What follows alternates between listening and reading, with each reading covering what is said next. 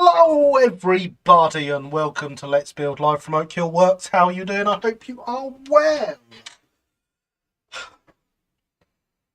I actually have scenic supplies today, so we can actually do scenery. Isn't it good? And you'll notice some new trees. I got a whole box of these from the shop the other day. And they are significantly nicer than what we had before.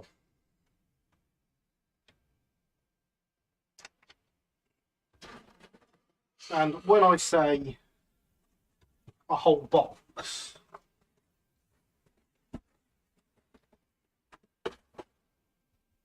we're not talking about a small box here. It's quite the box of trees.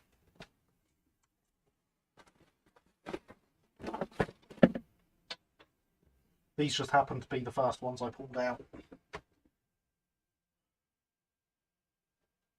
So yes, we're here tonight to get on with some scenic work on the layout. Shock horror. For which we have some cobblestones. We have some static grass. We have some stone paving slabs, which I have plans for. Obviously we have trees, and because we're in southern England in the springtime, some bluebells. Which will really make Captain Baxter feel at home when it's shunting on here.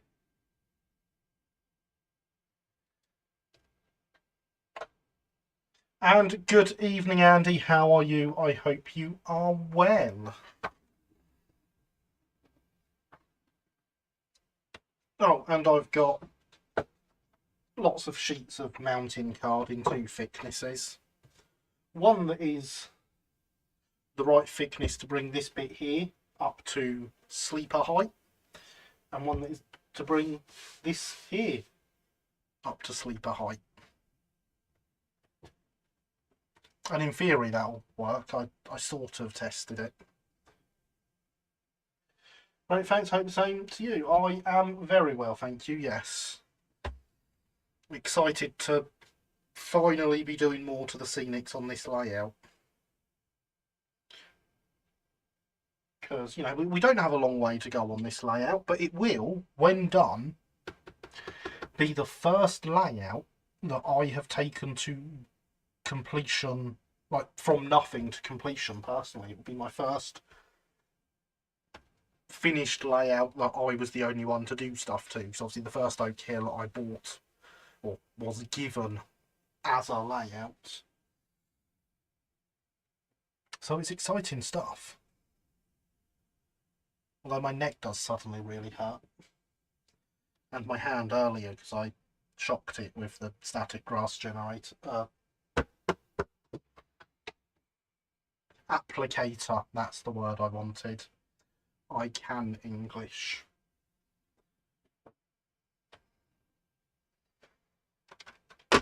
So yeah, the majority of the front of the layout will be made up of cobblestones,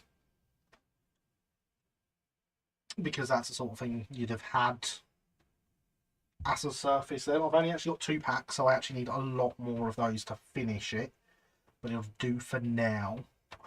Along the edge of the track we're going to run some slabs, although these are too thick. We'll probably be cutting them this way and getting 3 or 4 out of each one, just to sort of edge in stones to the railway.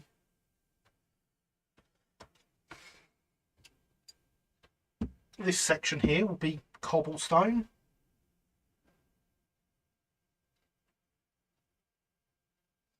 And then obviously over here we've got the buildings to go down. I'm actually thinking, even though we did this for the base of the shed, I might use some stones and give the shed a stone floor. That tree keeps falling over, so it can go back in the box. As I say, the 2 that are on here are literally just the first 2 I pulled out. But they look so good with this back scene. Oh, stand up.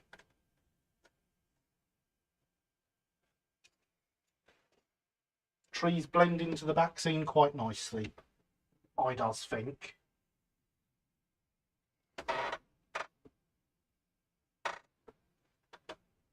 Stone floor would certainly fit the setting. Yeah, that's what I thought.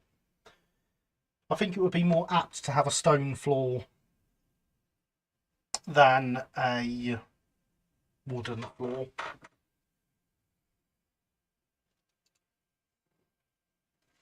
The grass seems a very good colour for the grass on the back as well. Actually, it looks slightly closer in real life than it does on camera, and it will probably look slightly different to that once it's actually out of the pack. So those are the things we have to do today. And as I hinted at, we do have a static grass applicator. This turned up in the shop the other day. I'm not sure where the law stands on me selling obviously modified electronics, even from a company called Fine Scale Model Railways.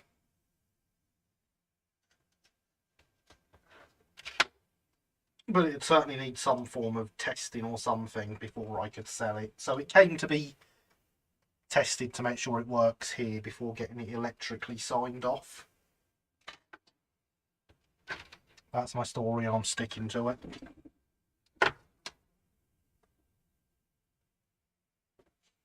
What I haven't done that I usually do is grab myself a pin.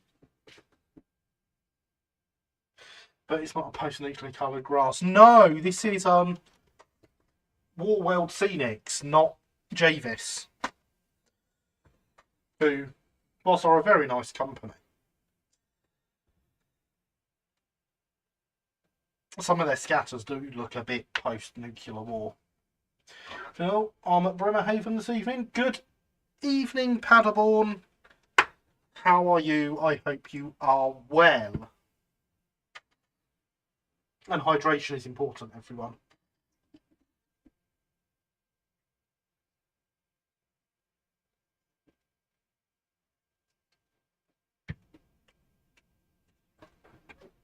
As is my hand not being completely dead after shocking it earlier.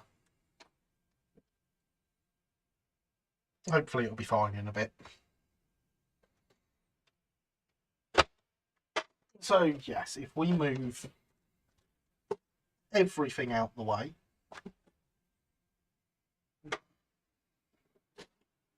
to give us a more familiar look of the layout, we are going to start by me looking round and going, where are my scissors? There they are. Javis Scenics, make your wish for your winter. They're not that bad. It's only some of their range.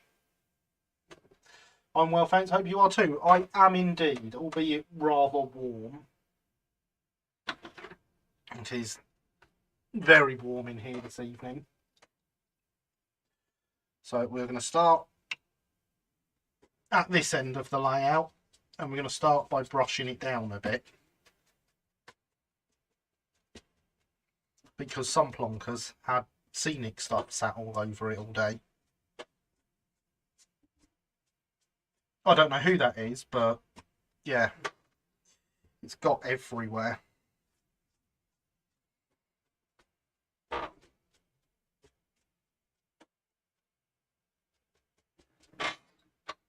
So what we're actually going to start with, now that I'm covered in the Scenic materials,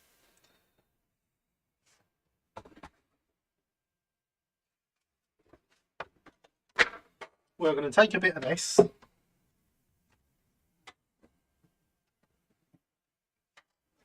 and a pen, hang on.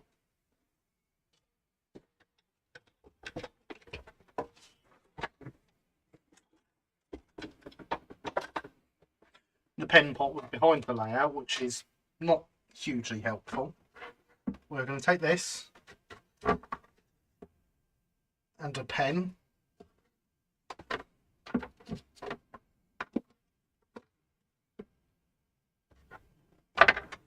we're going to make some cuts on it. Now, I had my ruler earlier. Where is it?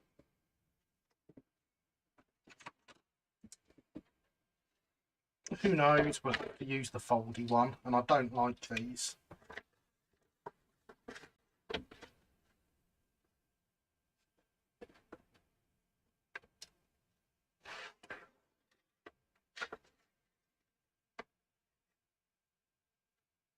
Now, this doesn't need to be perfect, thankfully. And really, I should have done this and not ballasted here. I should have ballasted here, left here, and in here, and here, and all the front clean of ballast, but I didn't. And that was very silly of me.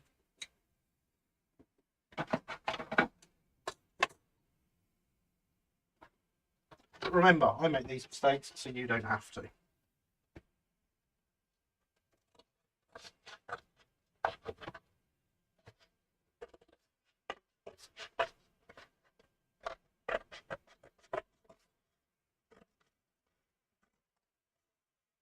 But if we cut this out,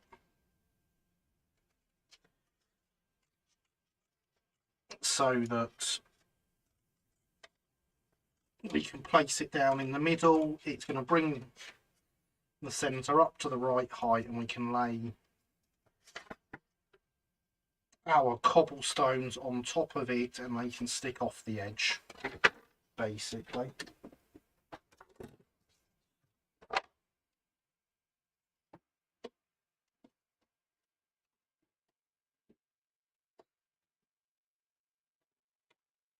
So that will go in there.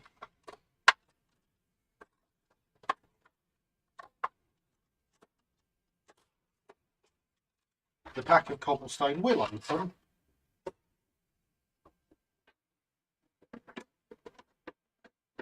And we get it so they're about the same height, so that this is now about the same height as the sleepers.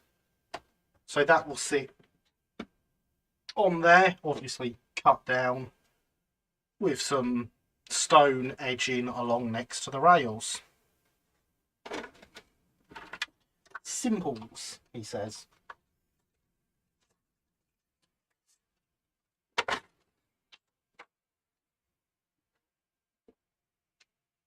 Today must be Platitudes 4 A New Hope. Only if Platitudes 4 was originally Platitudes 1. And there is the bot reminding you to smash that like button, subscribe, and all those other glorious things whilst you're down there.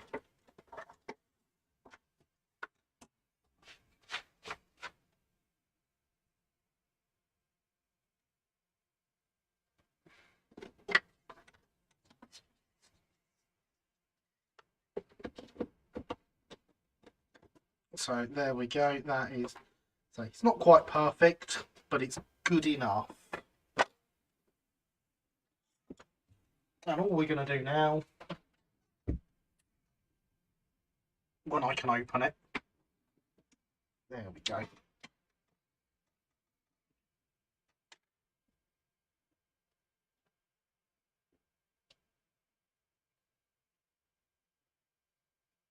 Seventh F also Jubilee, yeah. Ah, well then, that works for me.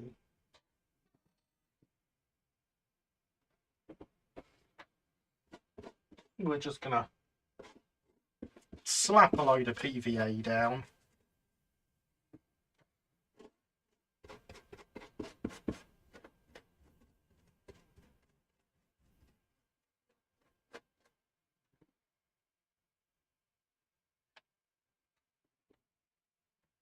We're gonna find what I've done with my cloth that I was using earlier.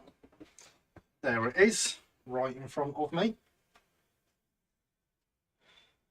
Wipe the excess off my fingers.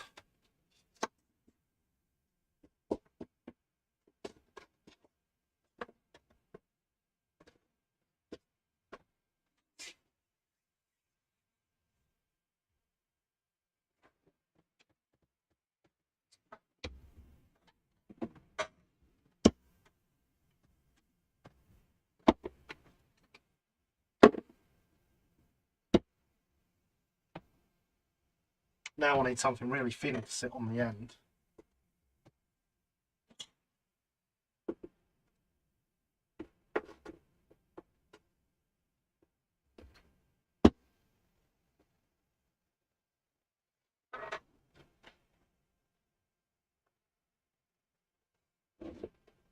There we go. And that's how we'll hold that down. See, I know what I'm doing, honest.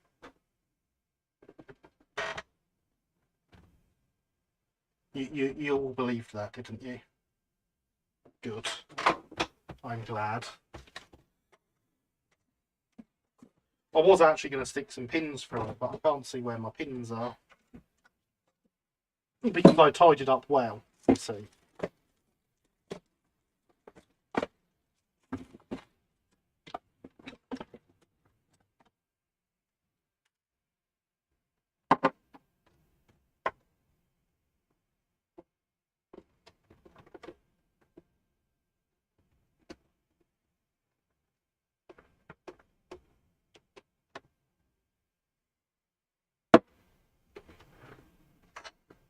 Like that. Weighing it down is probably the better way, but the pins mean that I can reach over it. That's the words I was looking for.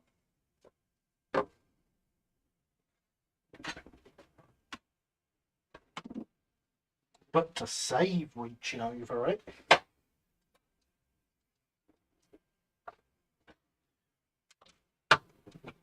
we could get this out and make its light come on.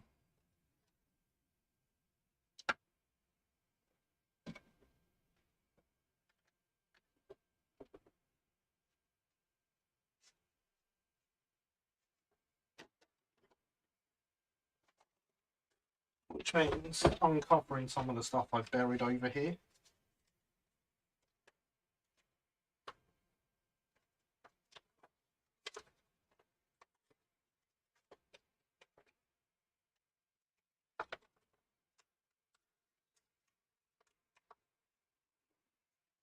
I'm opening this pack of static grass. So, well, is Everone Scenics Spring Static Grass 2mm.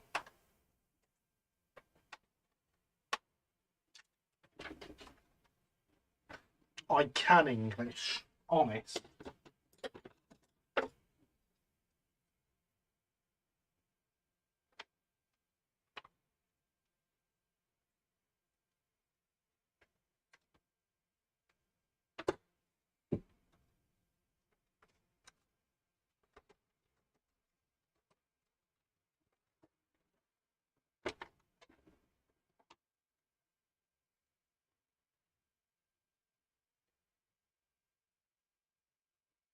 So all we do here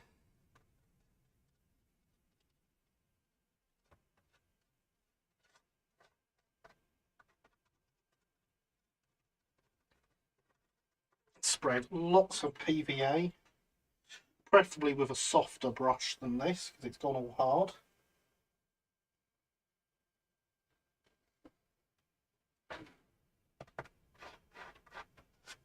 Over the section that we have already applied a scatter based undercoat to. Definitely not to the rails, or ideally the back seam.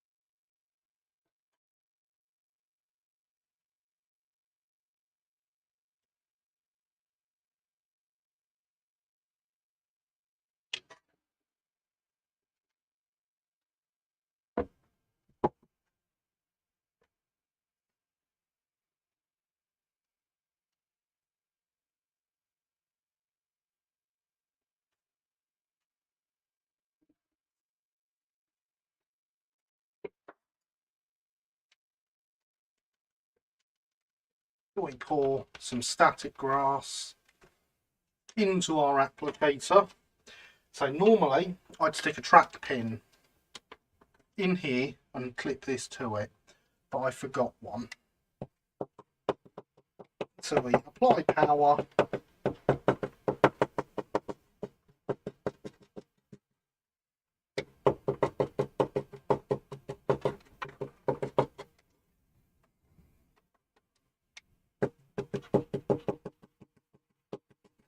and apply the grass. It doesn't really matter that the grass goes everywhere because it's only going to stick to where we've put glue.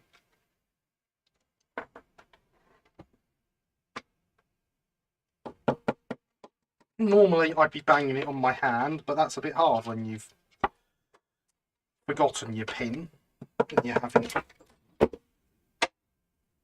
And that went straight through my hand and that really hurt. Don't do that. That is what you don't do.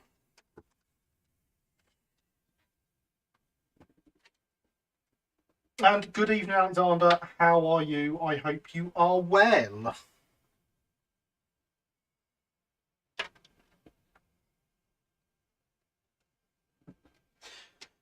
Ouch is in this case the correct word, Paderborn, yes.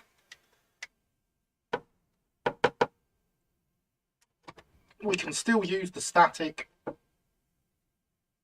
like this to make the grass stand up a bit better after we've thrown it everywhere.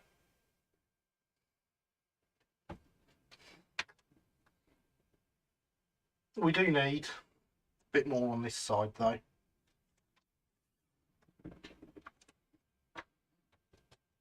No, as I say, it doesn't matter if it goes everywhere. Once the glue is dry, we can get the layout hoover out and hoover up the excess.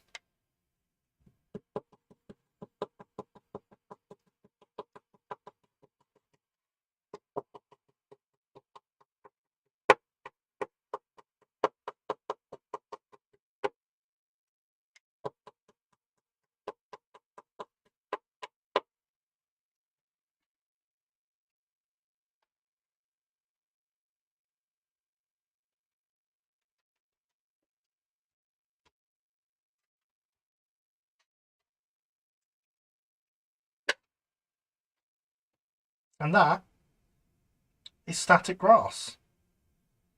Just say, looks quite good against the grass of this back seam.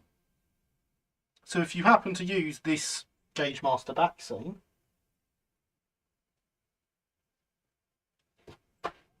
Wall Scenics spring grass, ideal. Hydration is important, everyone.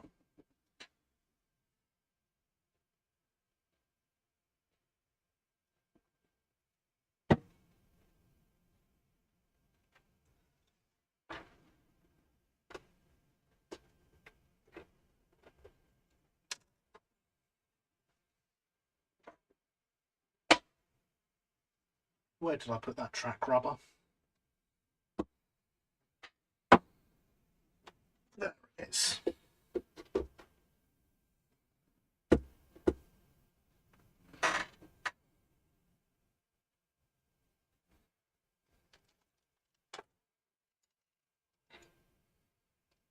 We also have a nice big patch here in the middle of the tracks today. And that should be a much easier one. Cannot believe I forgot to bring my track pin in.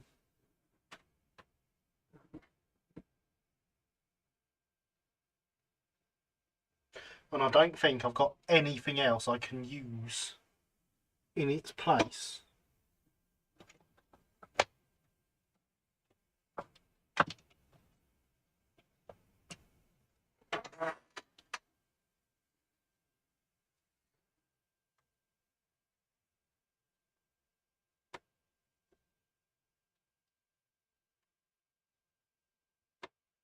No, that goes into my finger more than it goes into the layout. Ow.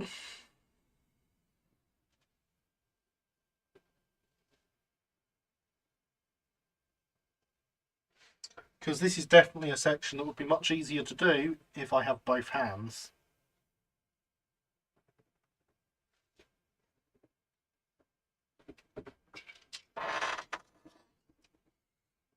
What I will do, that I have seen some people do, and I'm not really a massive fan of, if I'm honest,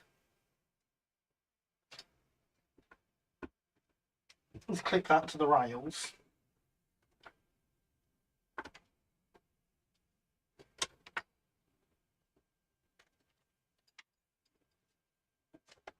And also spill PVA glue all over my phone. Fantastic.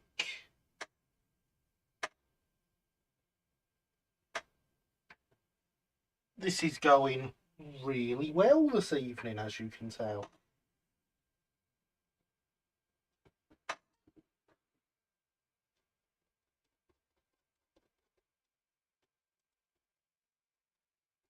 Now, Christopher said earlier he was looking forward to a nice, relaxing scenic live stream. How's that going for you? Is it relaxing enough?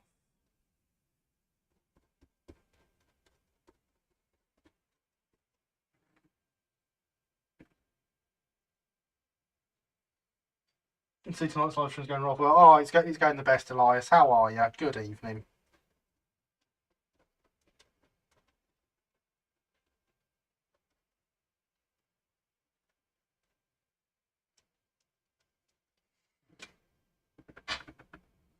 It's very relaxing for me. Well, that's okay then, Christopher. I'm glad.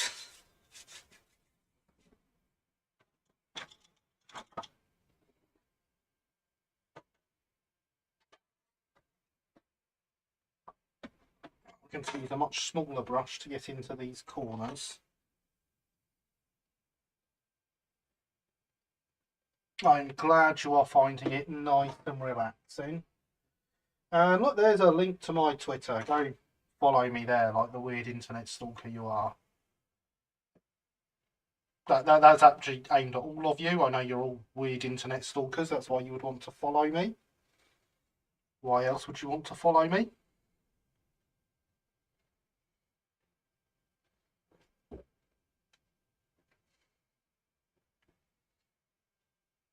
Probably best to avoid if you don't like the occasional political retweet, though.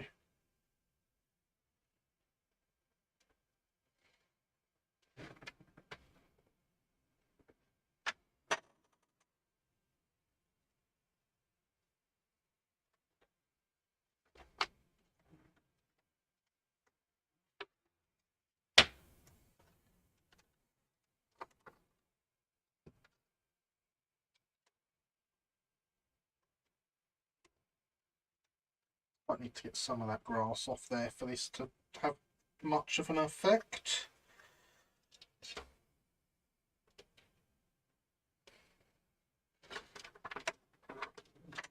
As I say, I've seen people do this. I'm not a fan of it, especially with things like the NCE power cab stuff connected.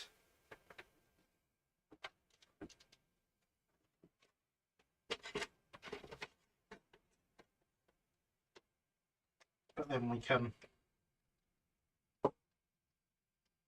do it like this, which is the correct way, you see. I'm not having to bash it against the back of the layout. I mean, I still am, but I don't have to.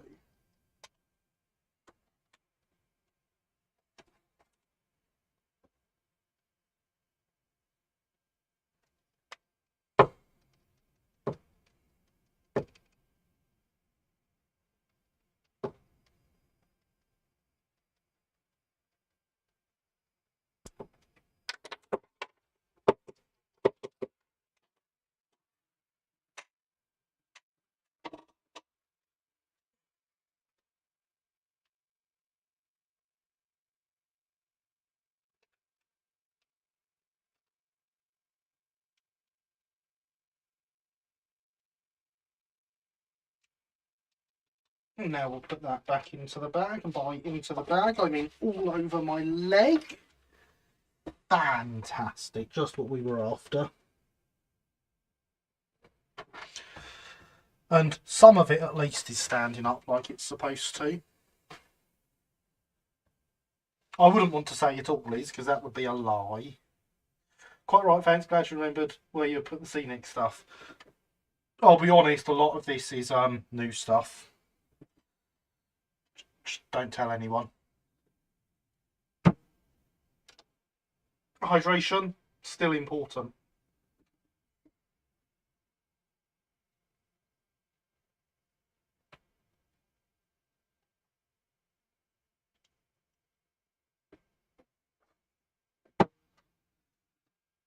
But now that we've done that section and that section, we can get some mounting board stuck down on this front bit.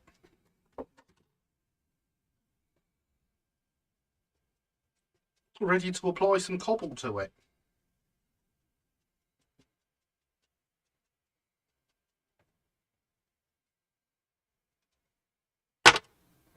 See, I do know what I'm doing.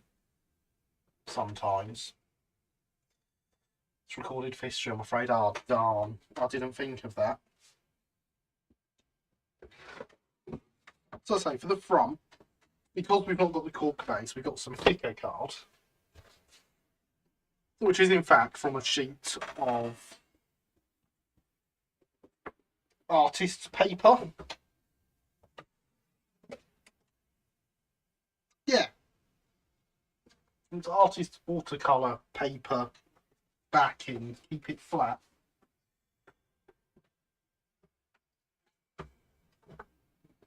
Came into the shop, I tore it up and folded it up and put it in the bin, and you know, then realised it would be useful for doing this exact job.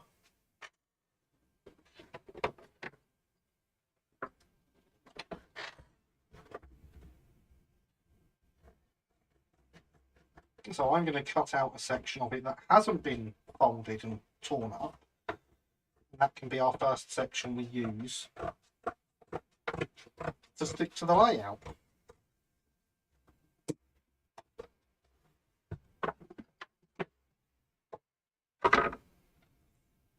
Like that, you see.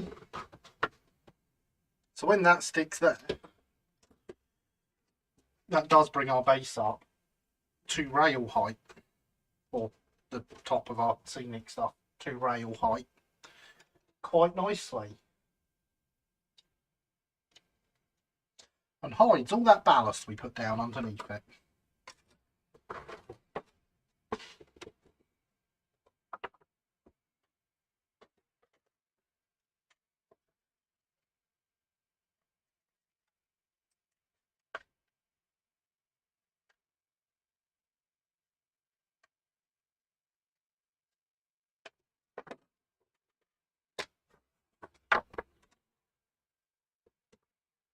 And there we go, that now sits rather nicely up to the end of the layout there. At least you recorded before the bin, realised before the bin was emptied. Well, that is true. That is very true.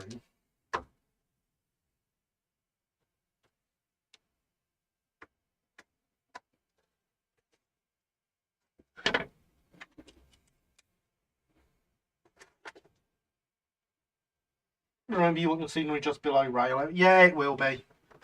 It's fine.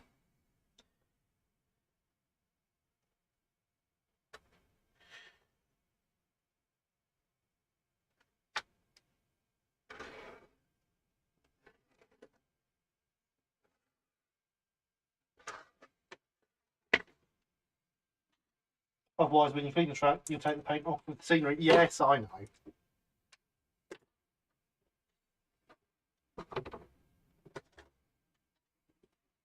We have a solution for keeping our actual scenery away from the edge of the rail.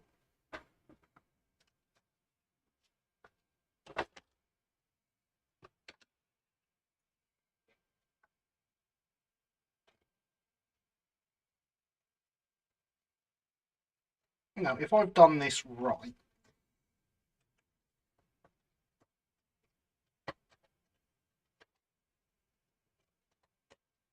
once I've cut this off, this will run quite nicely along the edge of the baseboard. And if I've done it wrong, you'll all laugh at me and have a good time. Which begs the question, is there really a wrong way of doing it?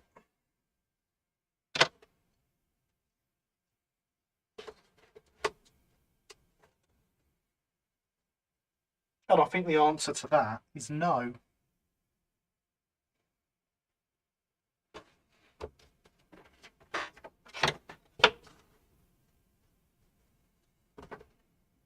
But what I do want to do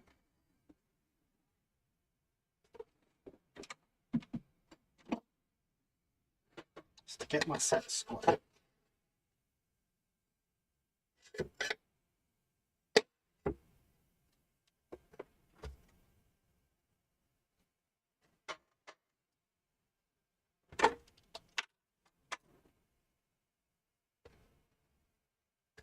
And square off this end of it with the front of the layout, so that I'm not having to cut angles in every single piece as we go along.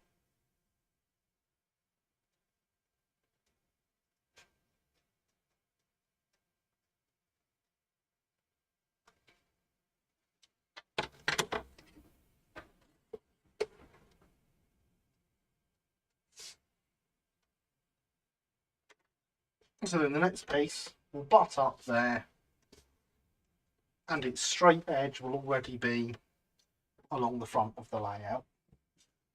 Just like that.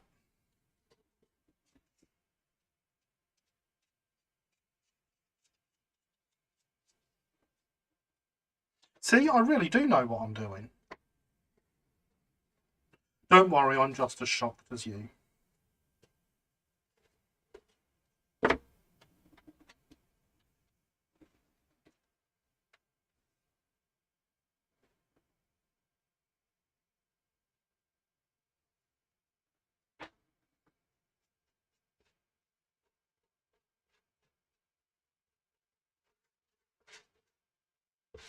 And so now we'll put down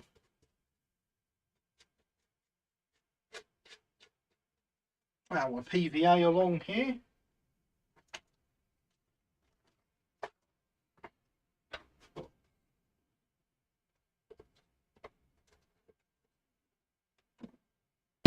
And stick our bit of board in place.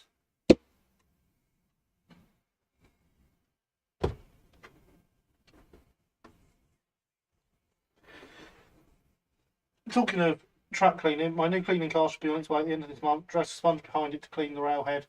We'll be intrigued to see how well it works. Excellent. You can get some sponges that dangle off the axles of your wheels. We've got some N-gauge ones at the shop. I think they're Woodland Scenics.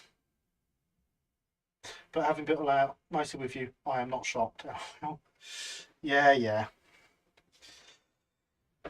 You should be.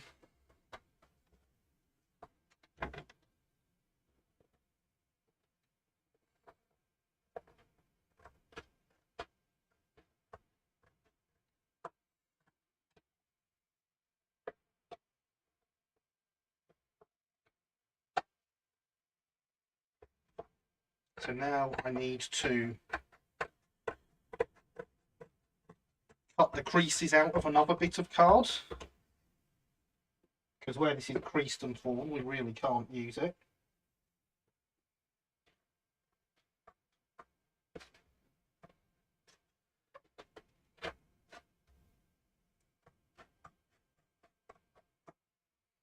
Well done, Sophia. That is the correct command for what I just said. Or for when you're bored. Or for any other time. Do you remember trimming the vaccine down as someone around here glued it on first rather than cutting it first? I do.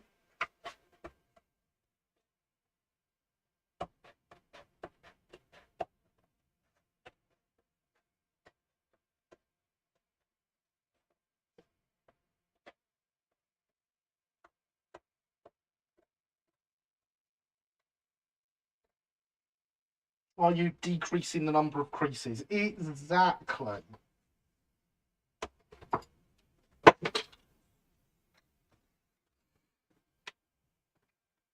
And now I've got a bit that sits nicely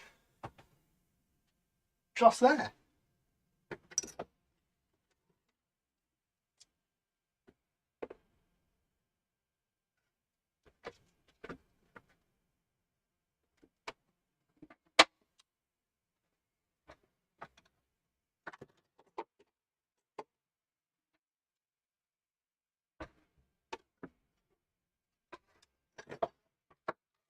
I don't think you need to watch me draw a line again, do you?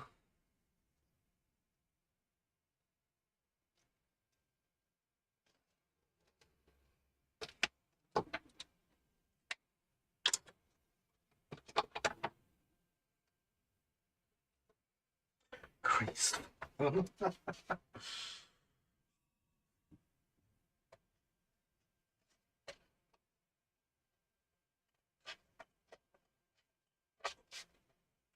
Let's see, if we'd been clever and not put down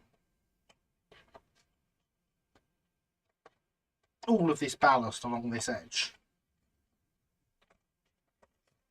we would be cutting this out so that it was running right up to the edges of the sleepers.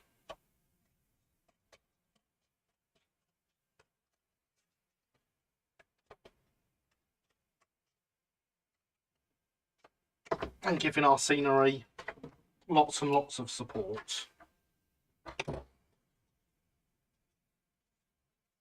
But I'm not that clever, as some of you may or may not have noticed. But that gets us, look, we're almost halfway along the layout there already. Soon we will have no bare baseboard to look at.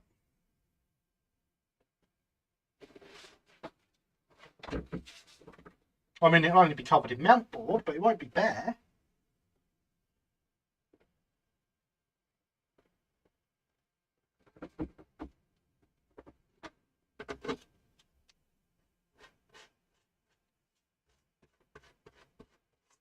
So we want to get some more PVA down.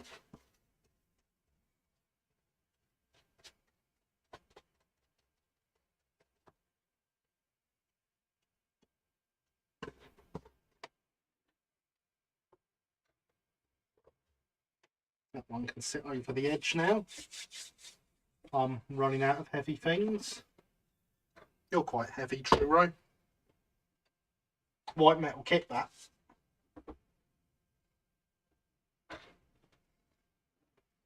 Weighs a ton.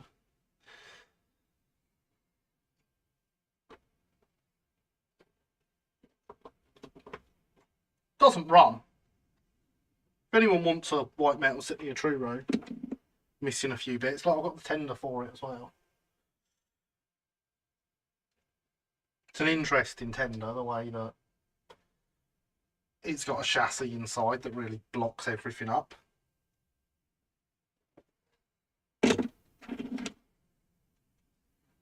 So now that I've pulled bits off it, I won't use it. I've had the bits I want.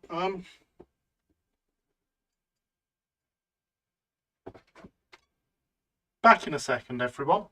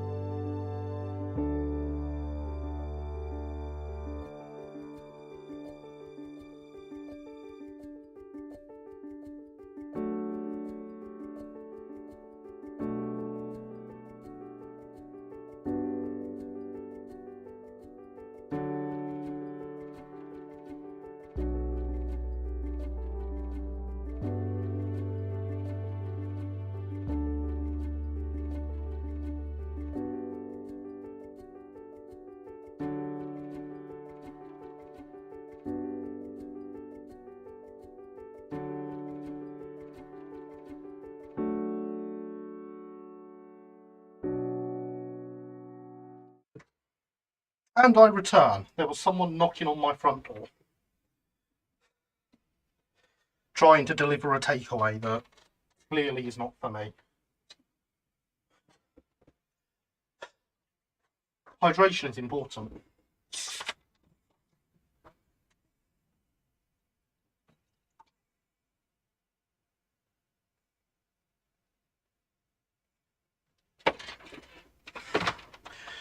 And my hydration vessel was empty. I was literally about to fill it up when he started knocking.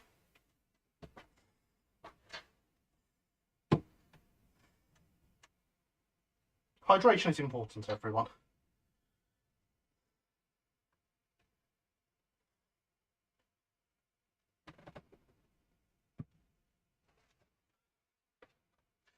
I'll tell you what, he didn't take too kindly to being told he was in the wrong street, and I had no idea where the street he wanted to go to was.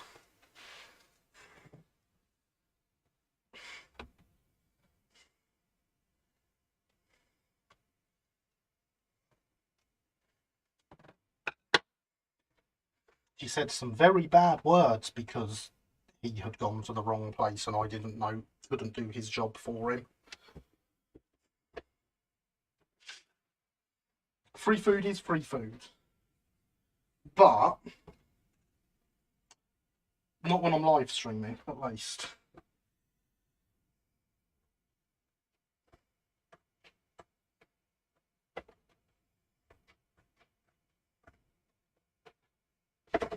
Suppose both of those are your fault. Yeah, definitely both my fault.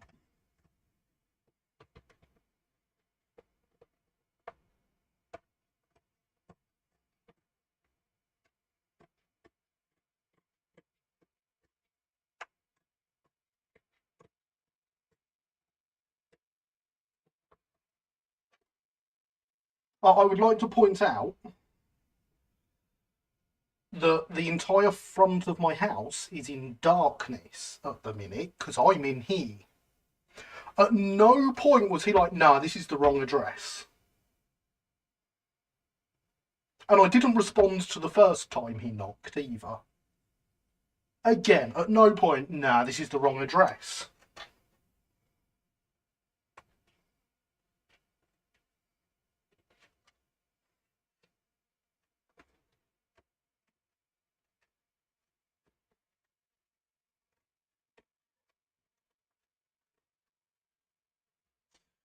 Free food, great on ice cream, plus leftovers. Free breakfast for tomorrow then. I don't even know what it was.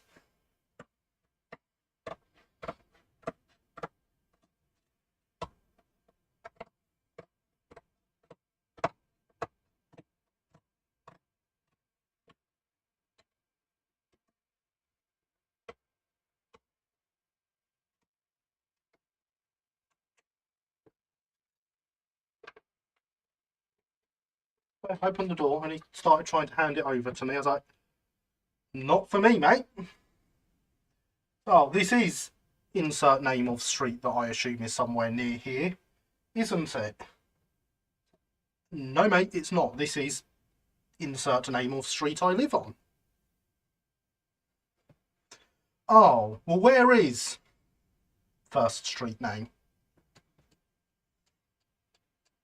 Not a clue, mate.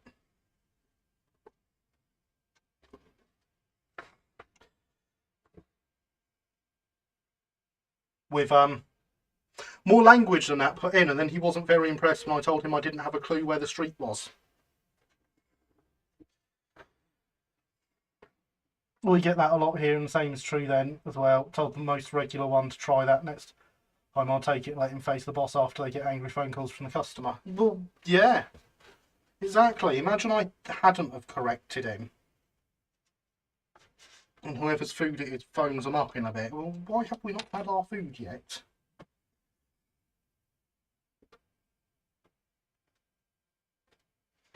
I mean, I expect it means that they come back to try and reclaim the food from me.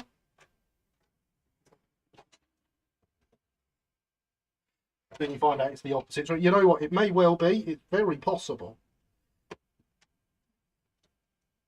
So I say, I assume it's a street near here. But I don't know for sure.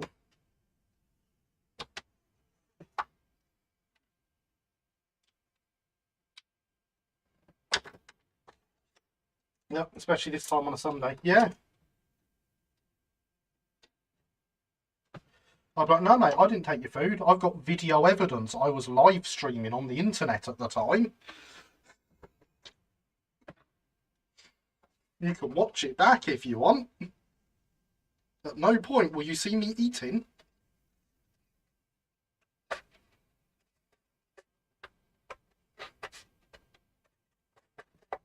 See me cutting out some card instead.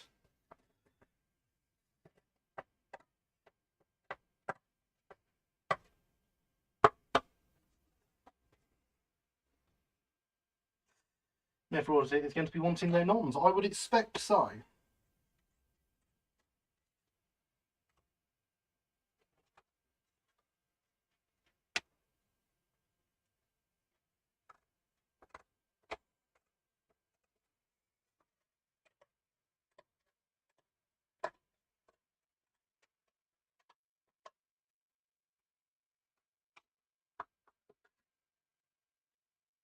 My delivery guy on Thursday tried to claim that he'd been waiting outside my house for 10 minutes and trying to call. You only ordered it 5 minutes beforehand and they were really quick at delivering. I've managed to cut that one way too short because I couldn't really see what I was doing. Never mind.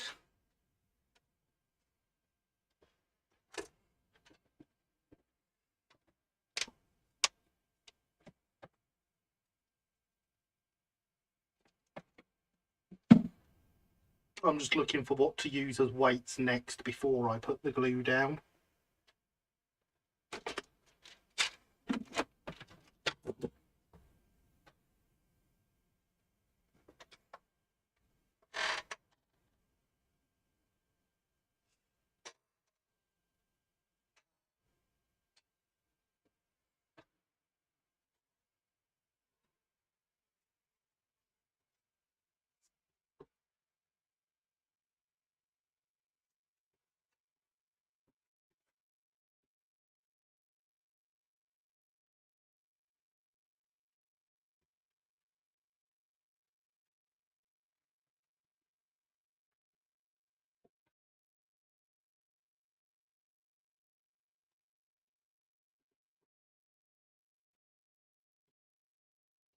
I mean, the thing is though, Sophia, what kind of weirdo orders a takeaway on a Thursday? Think it was a bank holiday or something? Phone had been sat next to me all the time, obviously. And thank you for the subscription, Nigel Eric Ogden. Very much appreciated.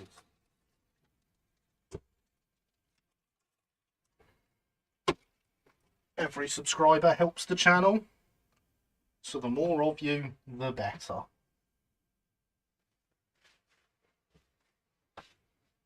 I do believe that is as far as we go with card right now. My hand still feels funny, you know. Hydration is important.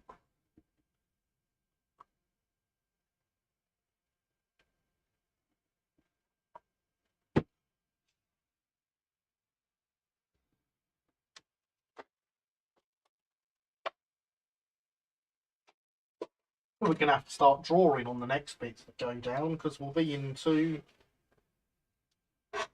engine shed territory and we'll want to make sure we get all the bits in the right place. I can English. Thursday is always my takeaway night, but for specific reasons I won't go into. I mean, specific reasons are good reasons. In fact, they're the best reasons.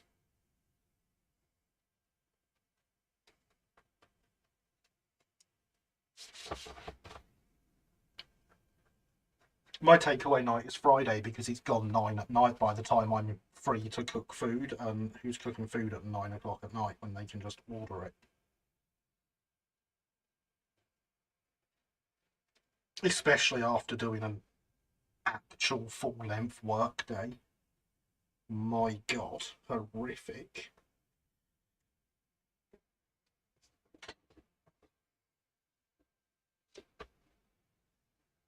Me sometimes, LOL. So answer to everything, you lot, haven't you? Typical.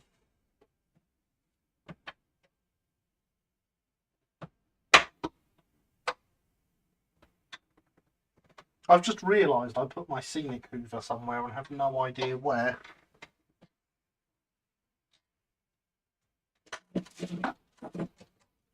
In theory, I'll be wanting that later. Ah, I can see it. I put it behind the trees. All is good, we have the scenic hoover.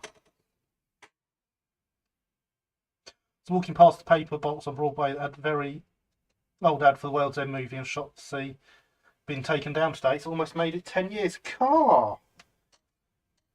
I was not expecting you to tell us that had been taken down after showing us it. However long ago that was now. I thought that was going to be a forever feature. In years to come, people would come to New York to have their photo taken with the World's End poster.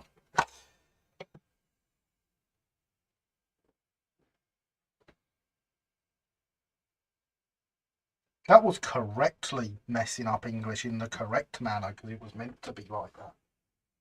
Yay, I did it. What did I put? Where did I put that split pin? Because that will be able to be used now because I'll be able to poke that into the paper.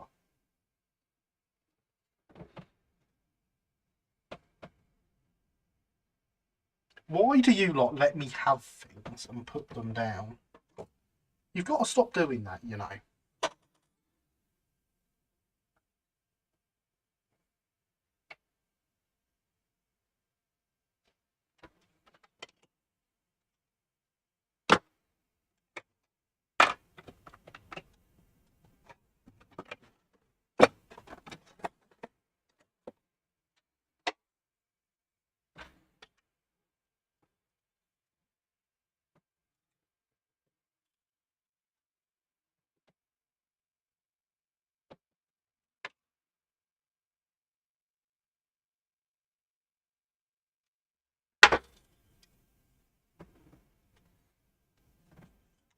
Since we can't find it.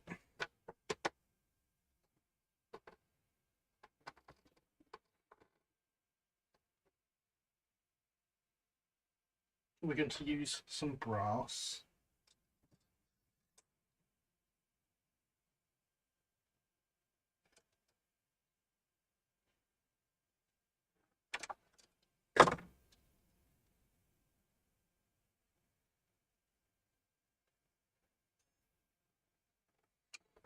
That I have bent to shape and attached to the end here.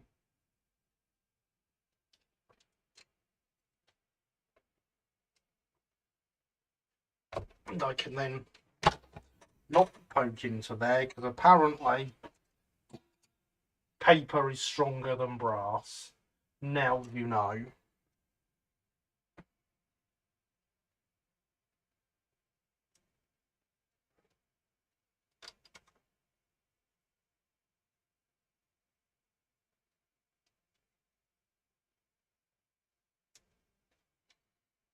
That was not how I expected that to go at all.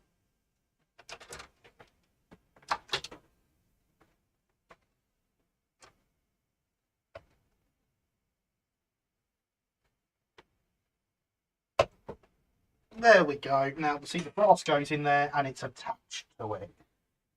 That's how I expected it to go.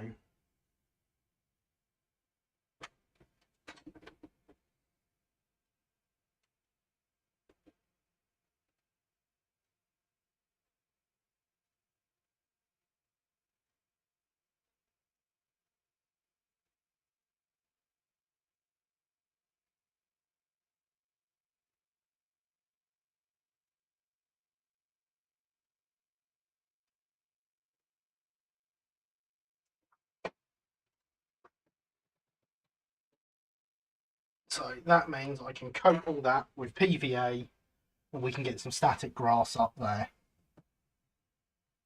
And then hopefully we'll be able to take some of the weight off of some of the card at the other end of the layout and get on with stuff down that end. Look at me having plans that are feasible.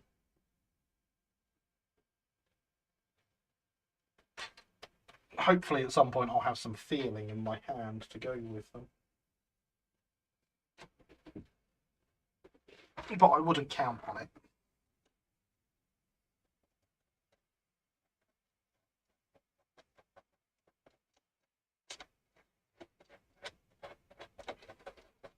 I'll tell you what though, that brass breaking on here doesn't hold up well to me poking trees into it, does it?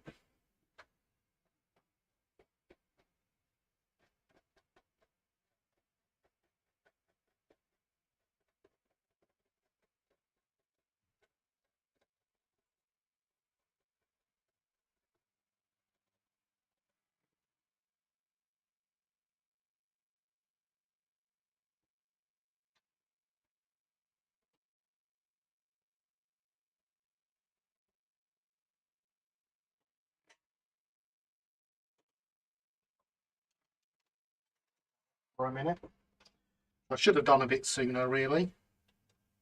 Never mind.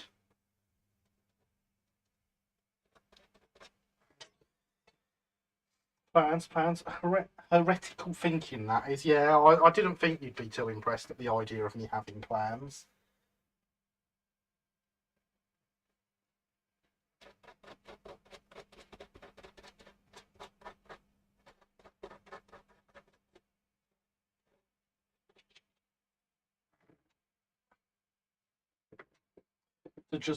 You'll just have to drill it a bit. Oh, I know. But I wasn't planning on that. I was planning on just poking it and holes appearing. Because, you know, it's made of paper.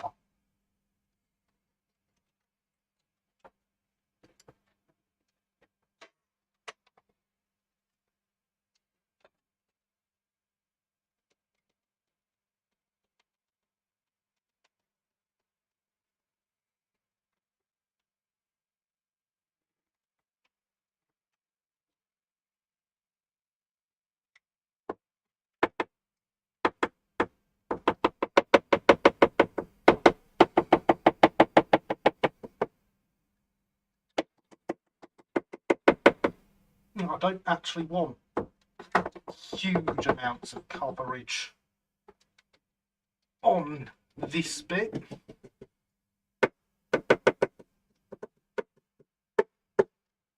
Because, of course, as I say, it's going to be covered in and stuff.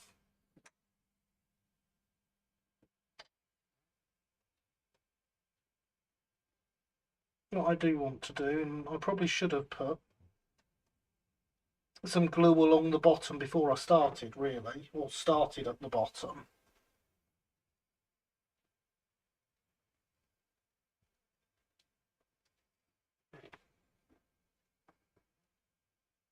But never mind, I'll just have to do that bit afterwards once I've hoovered up a bit.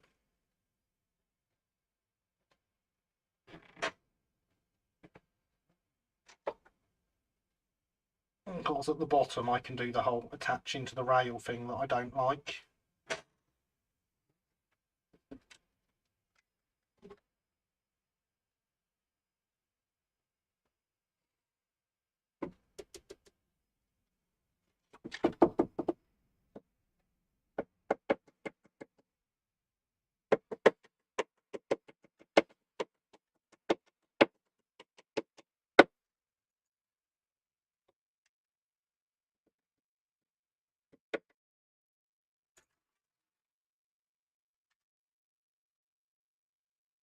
I should have known that was going to happen, and so should you.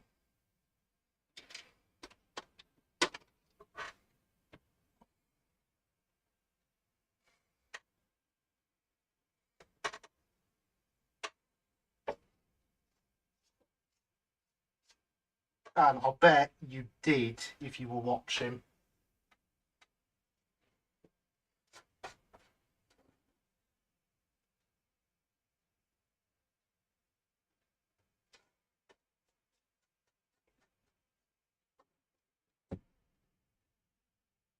That's the third time I've shocked myself with it today.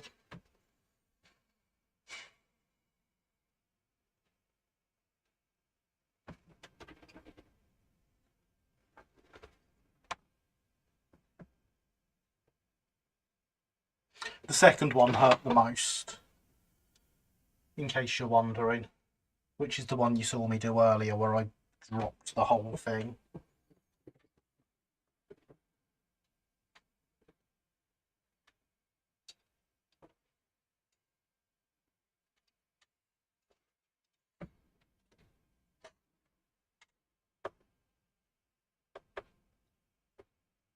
Yeah, no, actually going to have to drill holes in it.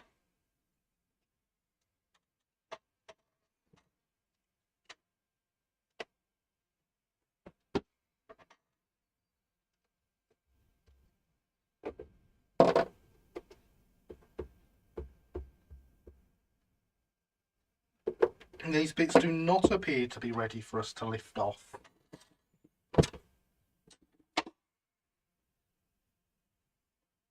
So here's a problem.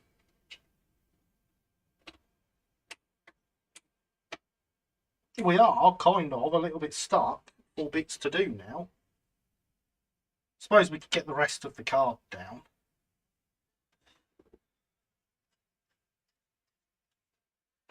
But once that's down, it's a bit of a what now?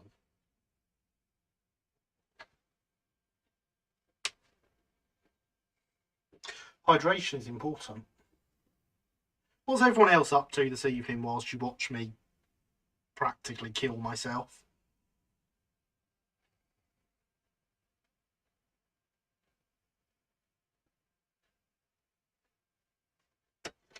You know I love to hear about what you've got going on, so please do tell.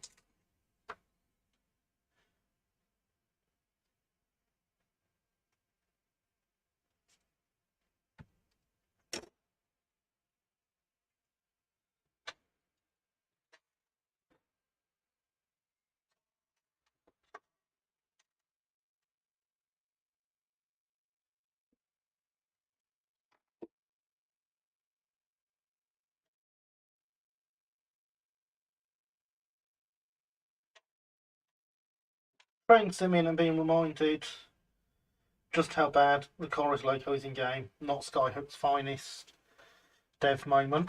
Well, that's a shame that it's bad.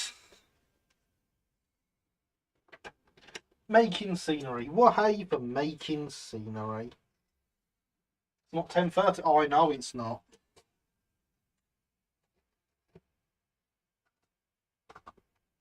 I asked early.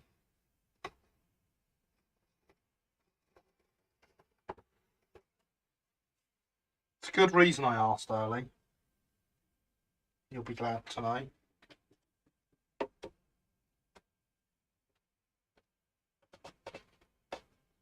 And that is, of course, the fact I'm not convinced the stream will make it to 10:30. It probably will. But you never know. Having a lazy evening? Lazy evenings are great. Listening to a Gary in the background while revisiting a modelling project I was last working on half a year ago. Well, hey. I approve of reviving old modelling projects. What is the old modelling project? Which means not 10:30, it's 11:10. Well, that's because you're in the wrong time zone. It's not 10:30 UK time. Where do I put the lid to that pen? Preparing to build Roxy Moulding's LSWR coach, one of their older moulded ones. Oh, cool. Now, I've done one of those on the live stream. So do feel free to check that out if you need any tips. I really enjoyed building it.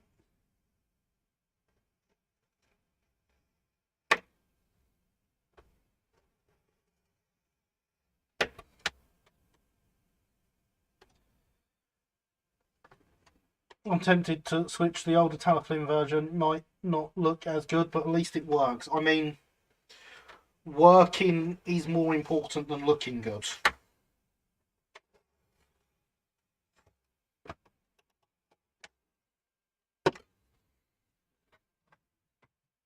really wants to make inappropriate joke, not going to.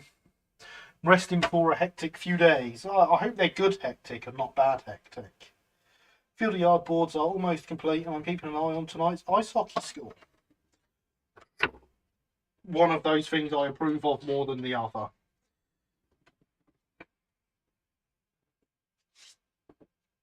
Can't even do sports ball properly. Where's the ball?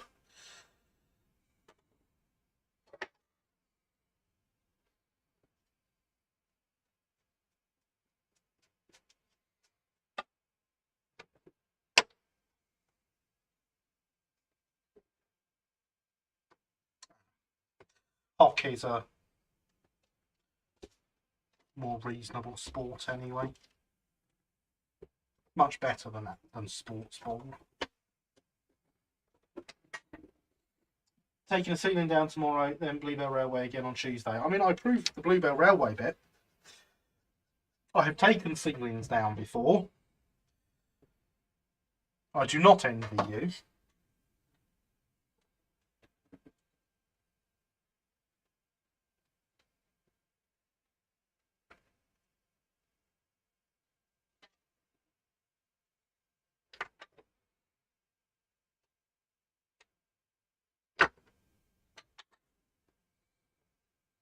De-Christmasifying some more Bachmann ON30 stock. I very much approve of de-Christmasifying some Bachmann ON30 stock. Right, weights. What can I use as weights? These would be very appropriate. Will they be heavy enough? We will soon find out.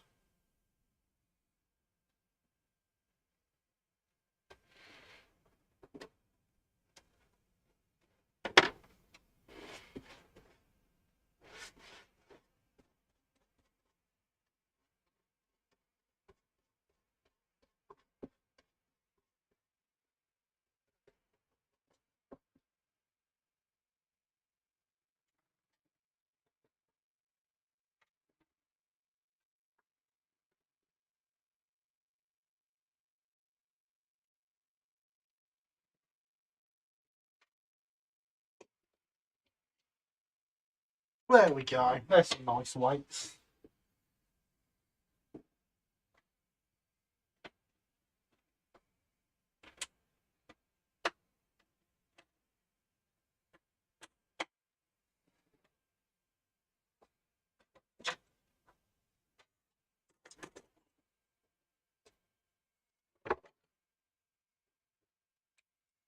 Which are going to have to move in and out of the way.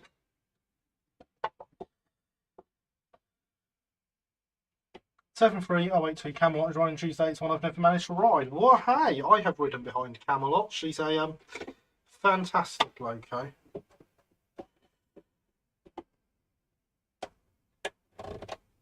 Going to pretend you didn't say that, Alex, and then I don't have to ban you.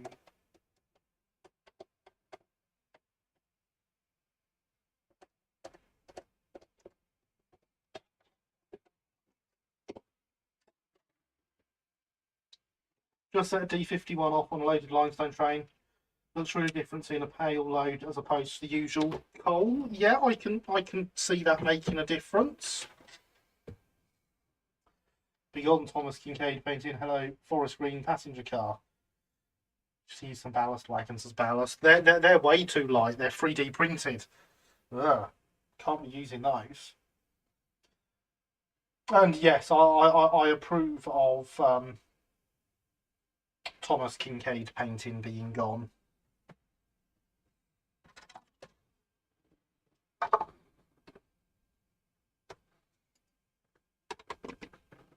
Not my idea of ideal locomotive liveries.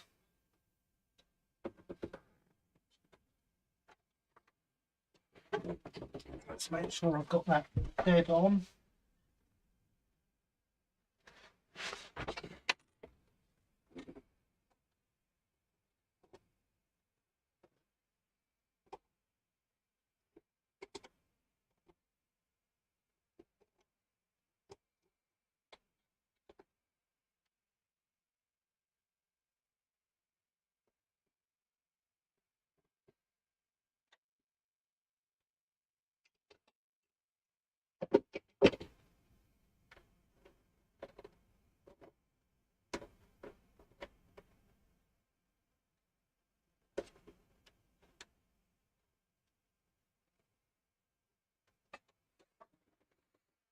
There we go.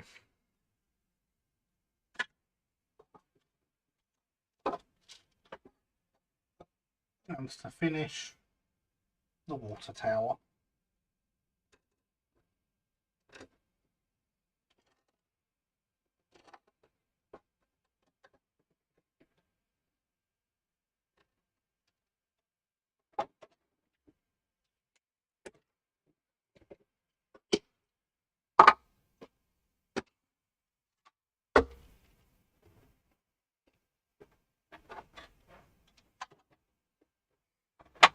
So now we can at least get all the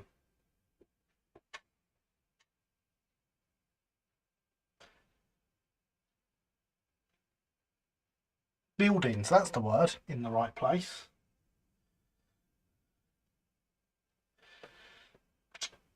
For some reason your messages are just coming up blank, Alex. I can't imagine why. Riding behind a 5MT Tuesday could be unpacking a 4MT later in the week. Indeed you could. Wouldn't that be exciting? He was the painter of light. Yeah, but his paintings on railway models were not how I would want railway models to look. That sort of needs to go that way.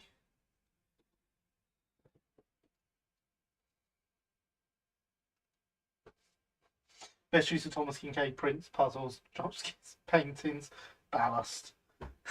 We're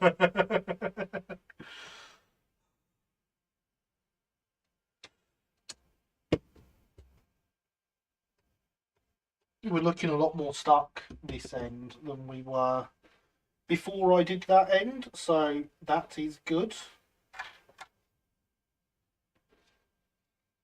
Where's my cloth gone so I can wipe that glue off my finger? You've let me put stuff down there. Why do you keep letting me put stuff down?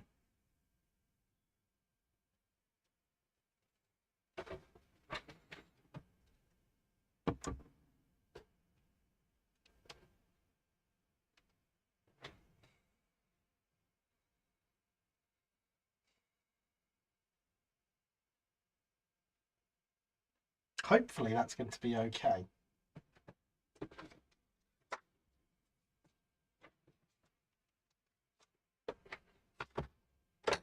Because it did very visually pop back up when I lifted that. Let me cut one of these as a try. No, I'm not going to get.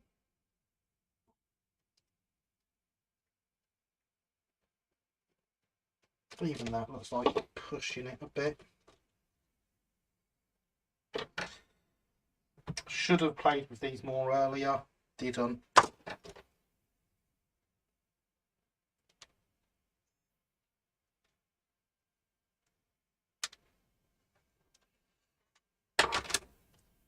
And so my thinking is that we can get 3 out of each one of these.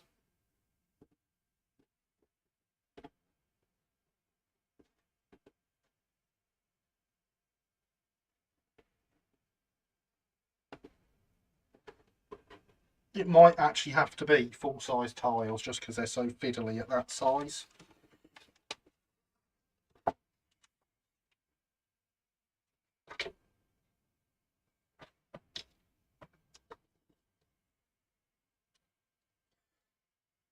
Okay, please, right. Oh, right, politics. That message came up, Alex. That's weird. Hooray for more stock, indeed. I mean, the stock from the Thomas Kincaid train sets paints up nicely. Just see the Discord.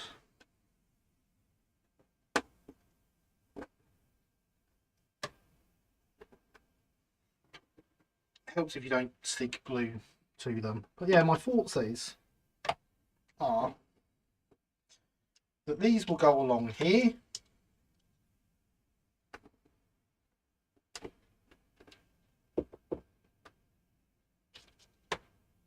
They're definitely bigger than I wanted this to be, and you can't just stick these straight down.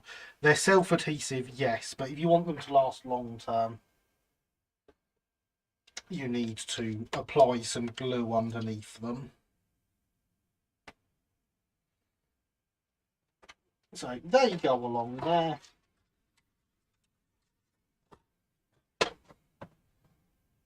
Cobblestone comes up to them. Just like that. And because these should compress slightly, I don't have to do as much cutting of the wheel sheets. Look at me thinking about stuff. They're also slightly lower than the rail head as they sit. So the track rubber can run nicely over the top of them.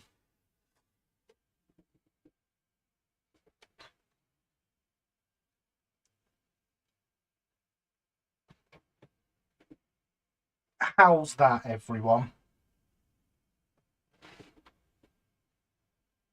I kind of want to have a look at what Linny's posted on the Discord, though.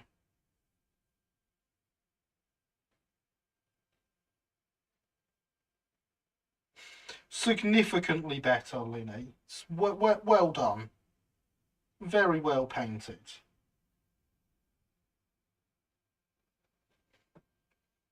There is Linny's before picture.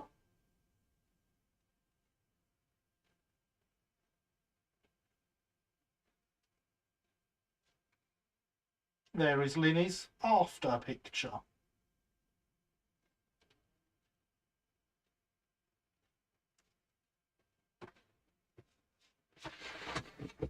For those that aren't on the Discord.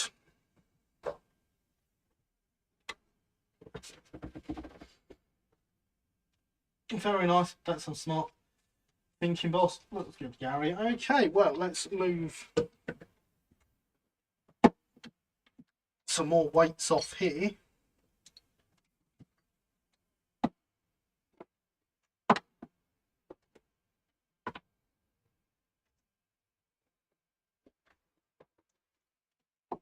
And we can use some actual heavy things to replace these terriers with, because these terriers have made terrible ballast. You should never use terriers as ballast. They are not heavy enough.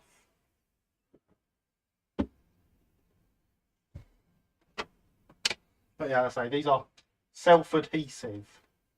It's an interesting use of the word self-adhesive. Words.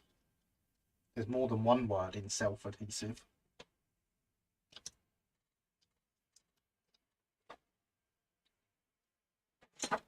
Normally, I would use super glue to do this, but I don't have cheap super glue. Just need some lettering now. Yes, lettering will be good. But the bonus of being able to get the rolling stock pretty cheaply makes it worth repainting. Yes, definitely. I do not doubt that for a second.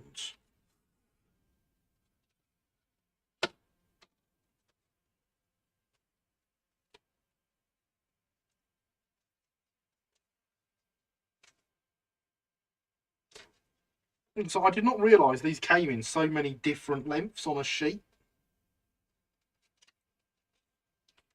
I'll be honest, having not opened these before, and them just being self-adhesive stone paving slabs, I assumed they were sheets of all identical sized slabs, because that's what you see through the window. But they're not. Aren't you the one that says the answer to any problem is more terriers? I mean, you could, in theory, do it by using more terriers. I'm not going to say that's wrong. Like, the problem is that there's not enough weight. More terriers weighs more than number of terriers. N terriers plus 1 weighs more than 1 terrier. So yeah, you could use more terriers for more weight. But the terriers can have much more important uses than being weight.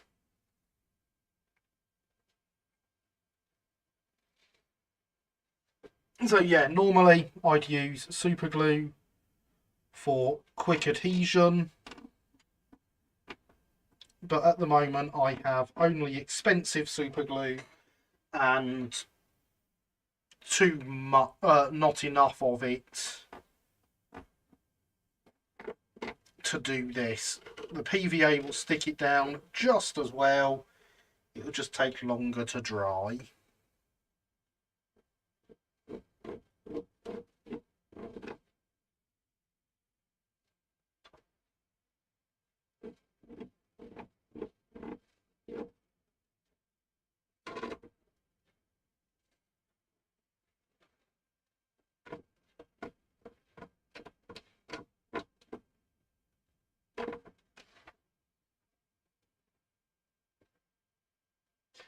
Stack the terriers. Is they right down on the German Dora?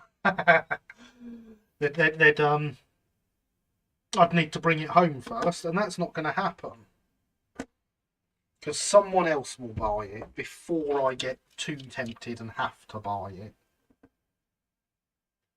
That's what's going to happen. I'm going to miss out on Dora because it's going to sell. Glue on the rail is to slow the cars, I take it. Exactly, Andy. It will slow them really well.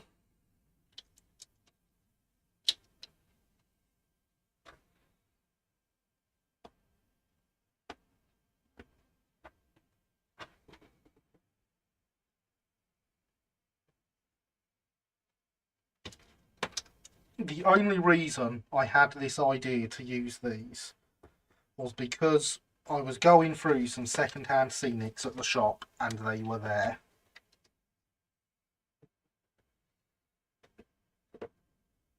It's also where the trees came from, that same box, and in fact this static grass, because I still have not found my static grass.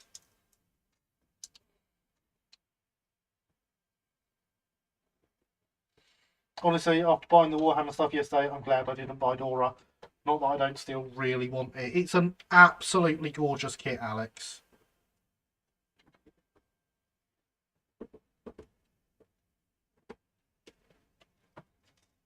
It is a shame the guy never got the chance to build it. Because I know from Sebastian he really wanted it, but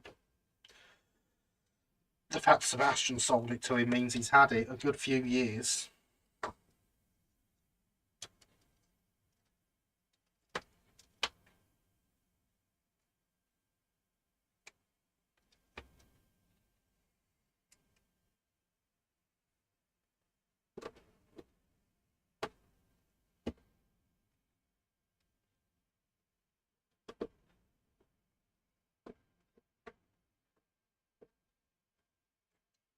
There we are, you see, the Scenics are going. One of the Explorer Space Marine. In a safe place. It is, it is. That is 41 for years. Yeah. I really want the challenge of building it. It looks like it looks like it'll be fantastic fun to build. But then I don't know what I'd do with it. I don't even know where I'd put it.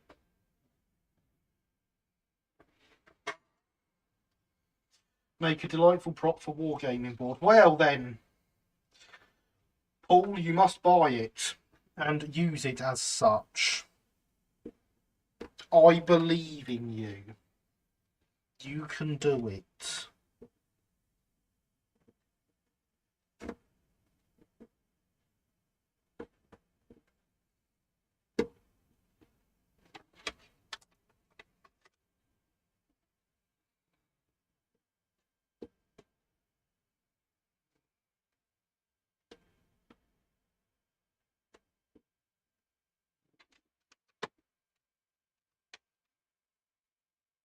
You'd let me attack it with the devil mosquito.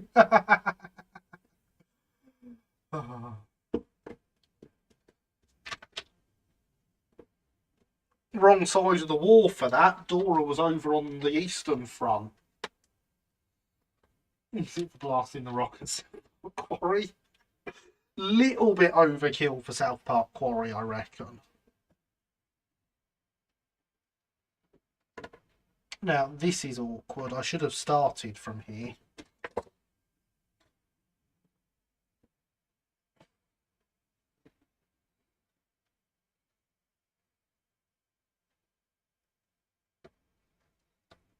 Just cut that corner out with the knife.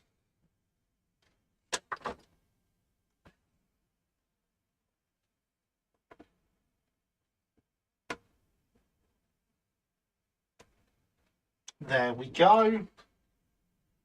Perfect. South Park needs a steam shovel or two. I mean, I'm not sure South Park was that big a concern. And the layout is more a set of transfer sidings than the actual quarry. So if you want to model the actual quarry, go for it.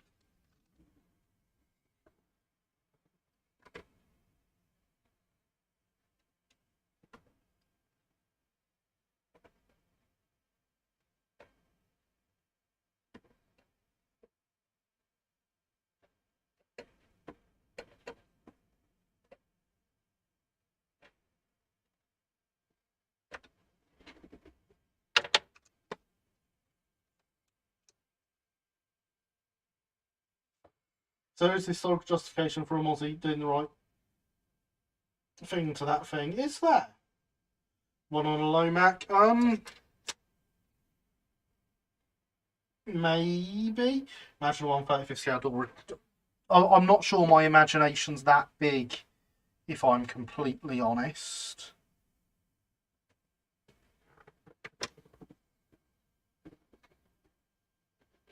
That really is some large-scale imagination.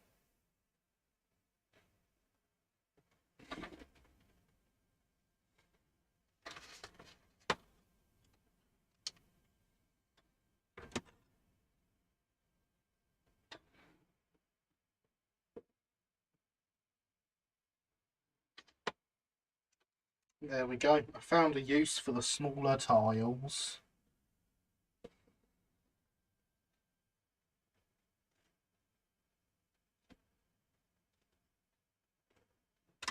Perfect.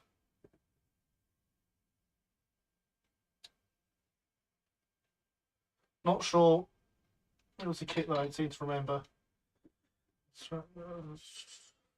One on a Rapido Laureate. Well, there's no way a Laureate would have got down here. There was only two of them. I think there's a Leopold in 1/35. That's impressive. Not sure it's a kit though. Seems to remember it was scratch, but I would expect so at that size. I think shop's big enough for a 1/35 Dora. No, probably not. We don't have the largest of stores.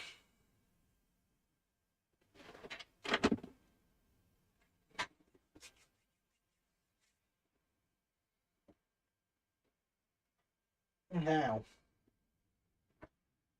can I get all the way to the points?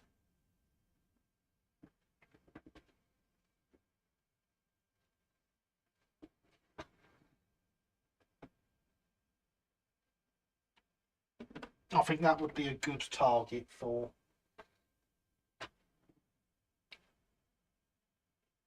this run. And look, I was wrong earlier. The stream did make it till 10:30. Only because the glue dried, though. Otherwise, I really don't know what I would have done. I'm not going to sit here and twiddle my thumbs.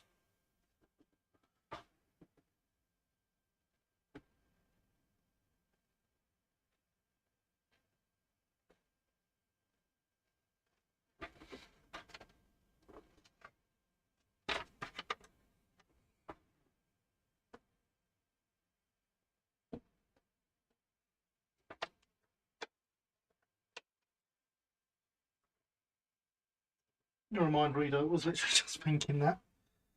I am known for my powers of mind.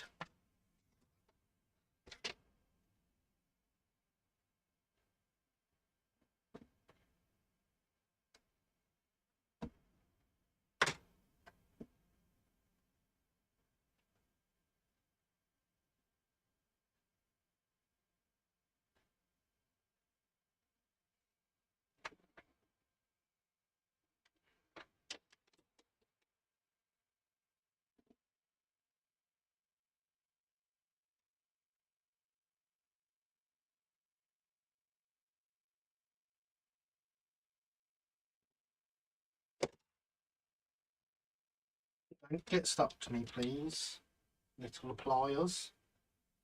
What would be really good would be if this doesn't quite end evenly and one of them sticks halfway over the point mechanism.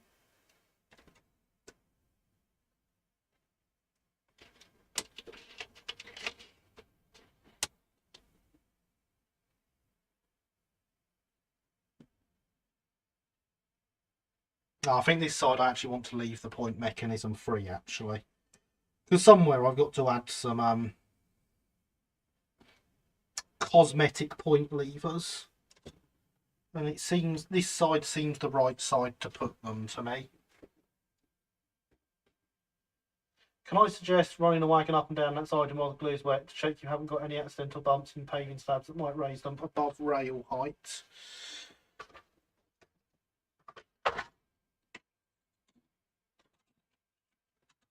You can indeed. And we have here a nice appropriate wagon to do it with.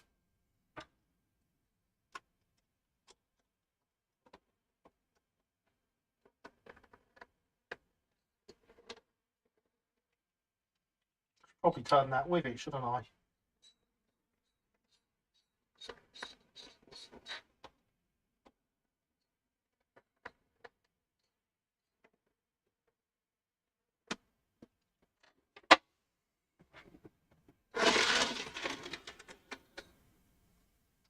I'd say we're all good.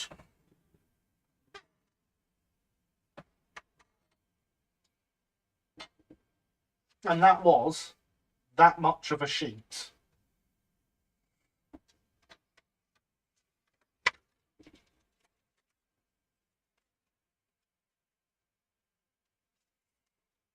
Luckily, there's a few here.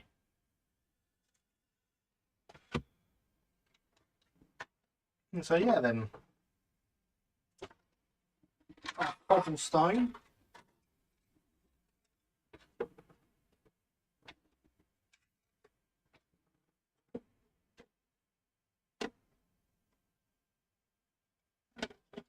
That's an entire sheet of pack of cobblestone there.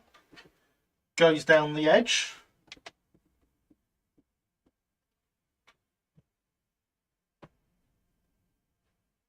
And we've got the beginnings of the yard.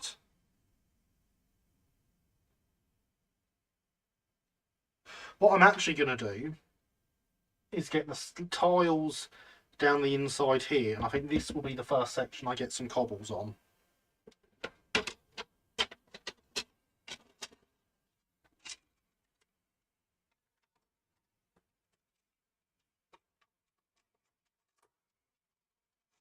And then once this bit's done, we'll start from this end to run all the way along. Because, of course, I do need to buy some more. I know I don't have enough.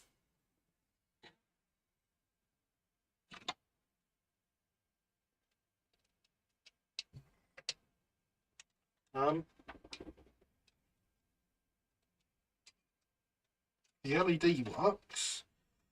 Why does the Hoover not?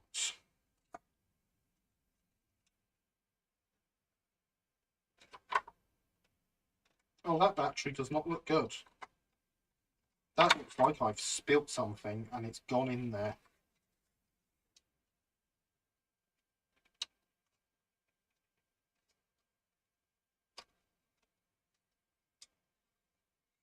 Does not look like battery acid has leaked.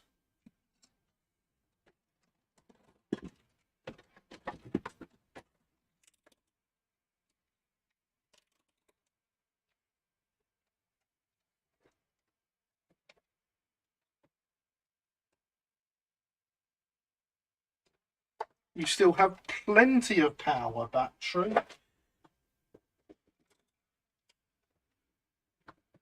So don't give me none of this not working.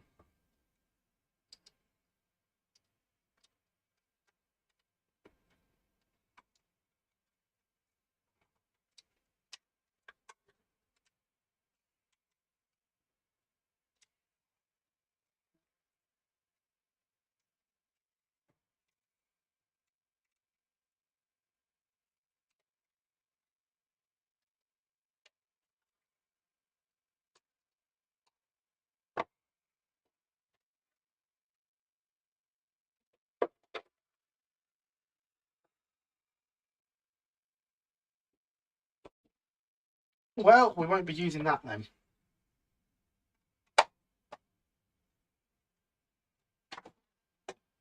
That's a pain. But I'm not looking into it right now. What I want to do right now, probably pick a small tile.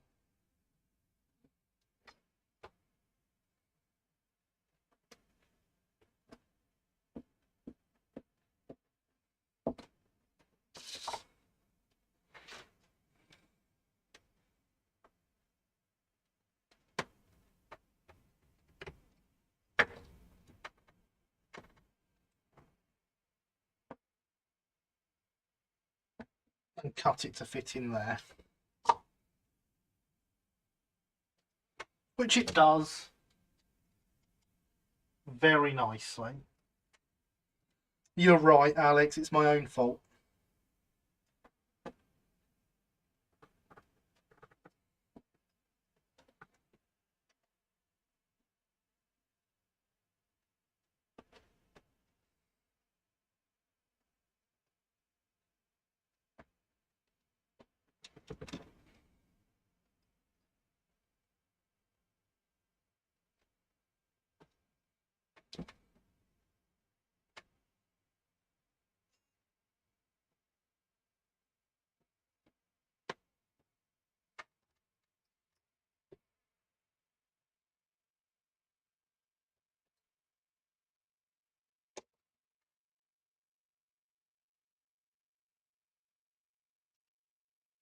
And then I can use the same tile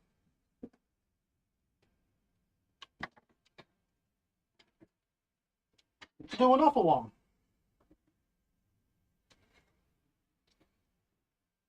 But that's the end of that tile.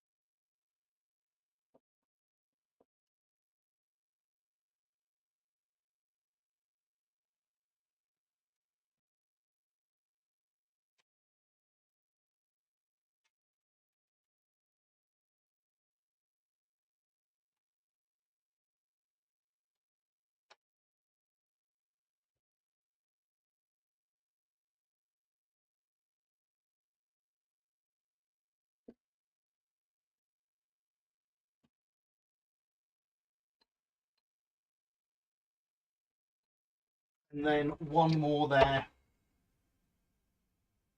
And that is inside the frog.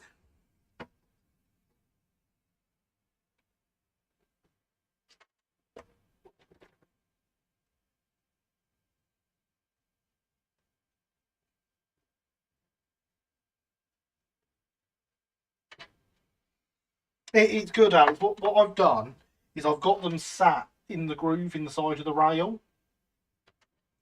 So A, they're definitely low enough, and B, you can't see where I've cut the edge slightly rough on the last one.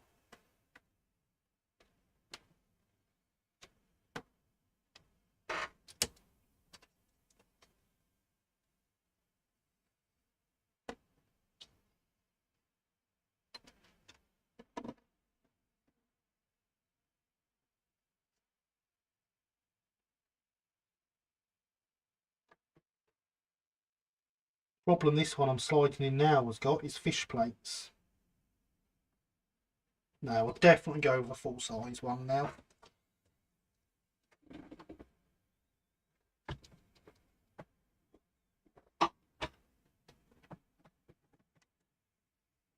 How are there still loose stones here?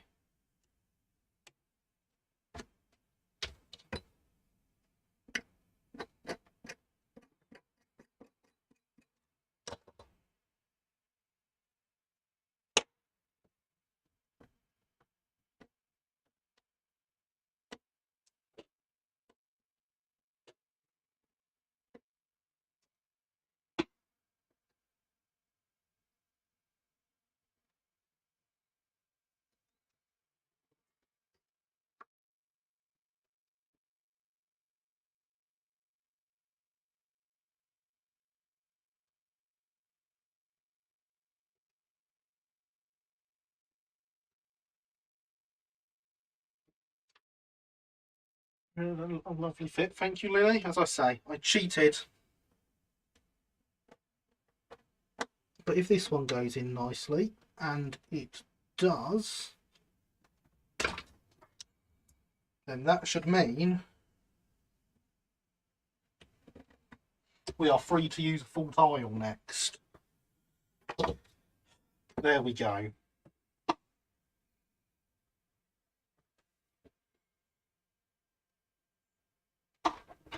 So now I can take all those out, get some glue in there,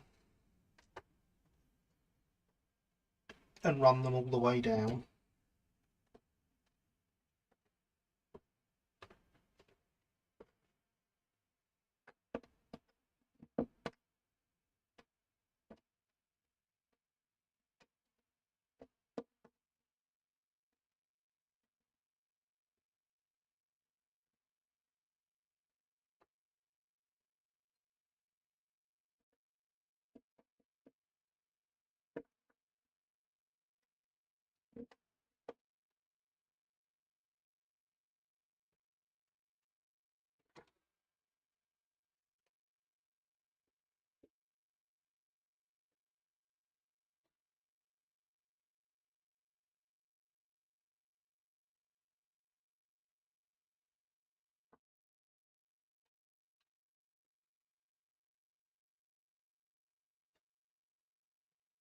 The trick will be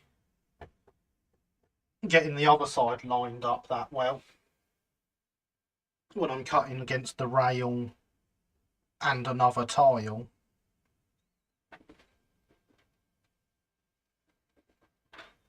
Don't drop glue on yourself.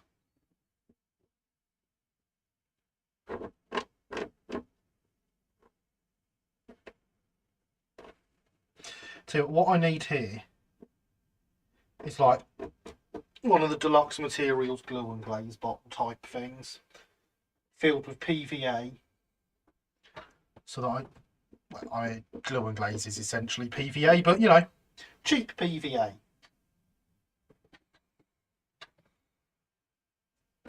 And I can just squeeze it out into place.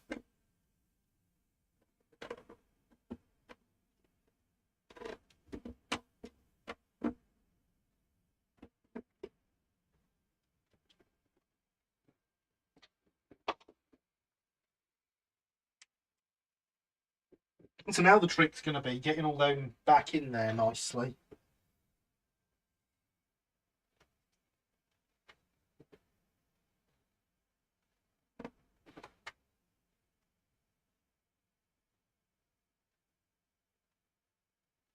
There we go.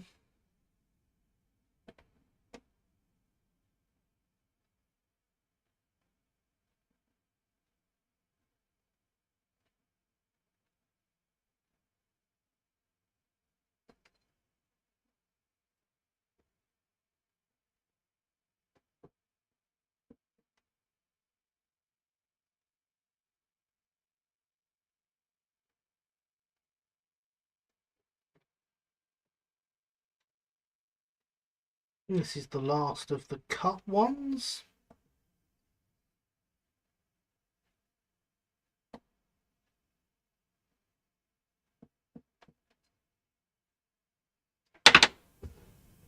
And so from here on out, it's full-size tiles all the way down the siding.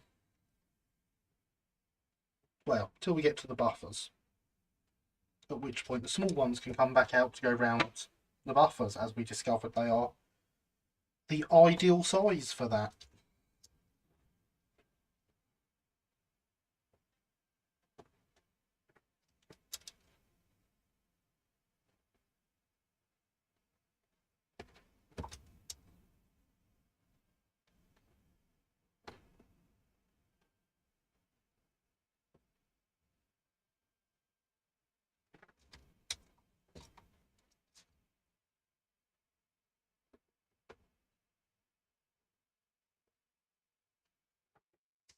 That is the end of that sheet.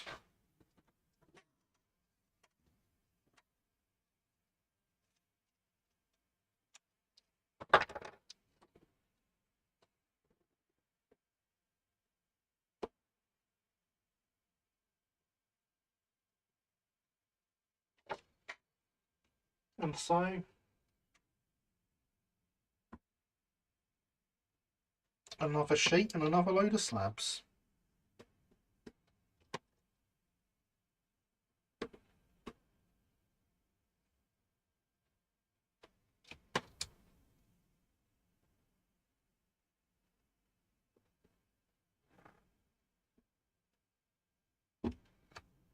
You have a bump under.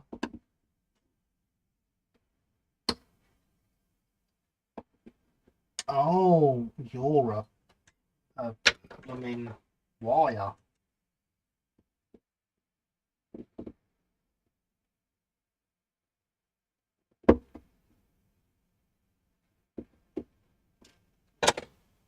There we go. Push the wire down the hole.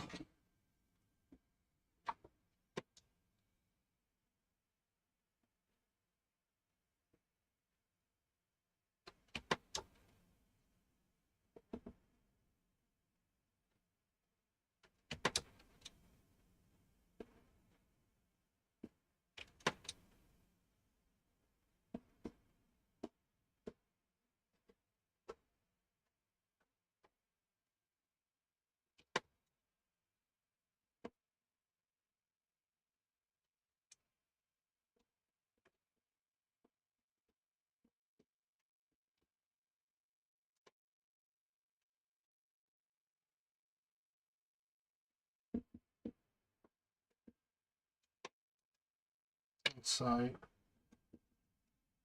this will be the first siding completely blocked in.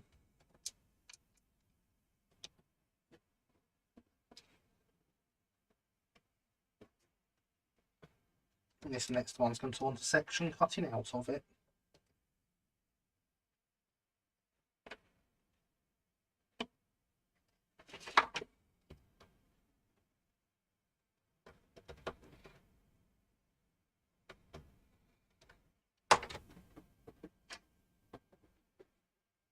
And then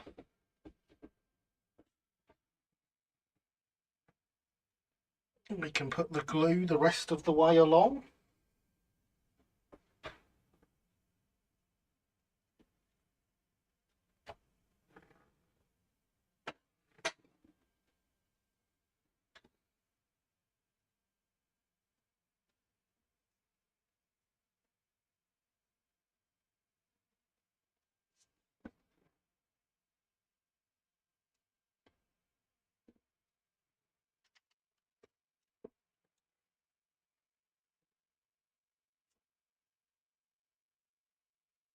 And get the tiles in around the buffer stop.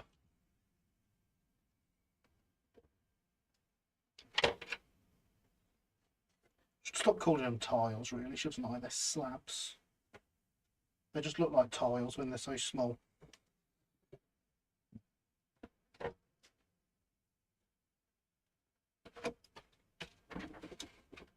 Really gives it a different look. Yes, it does, doesn't it, Christopher?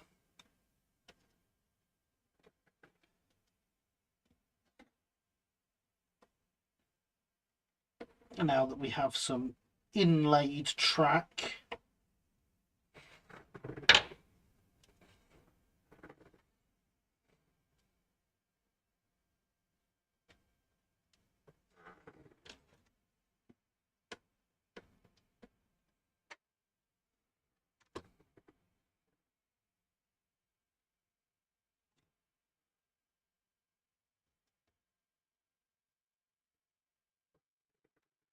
and one more to finish this side.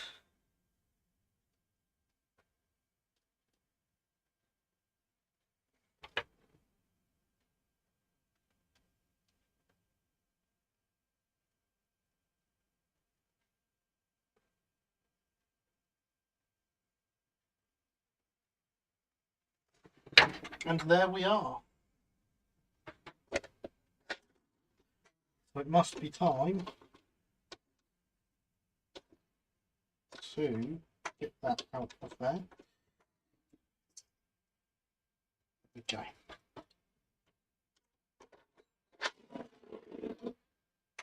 Send the wagon all the way down.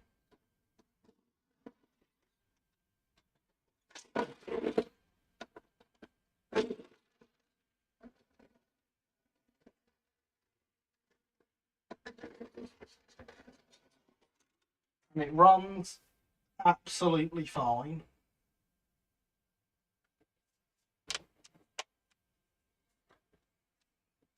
So the interesting part now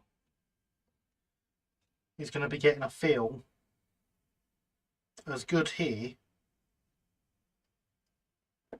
as we did here.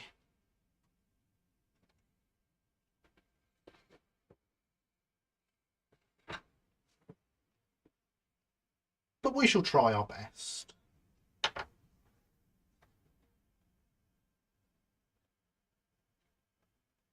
We don't have any that are this long but thinner, so I've got to waste a full-size tile.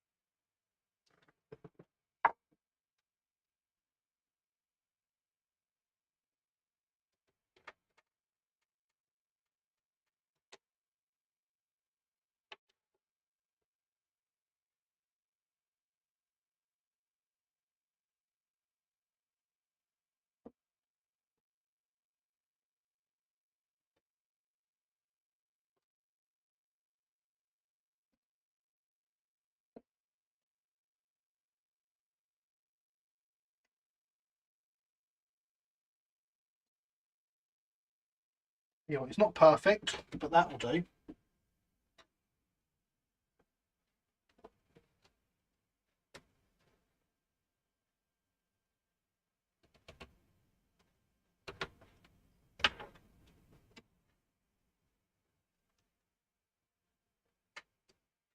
Get rid of those bits overhanging the edge there, because they're going to make this job really awkward.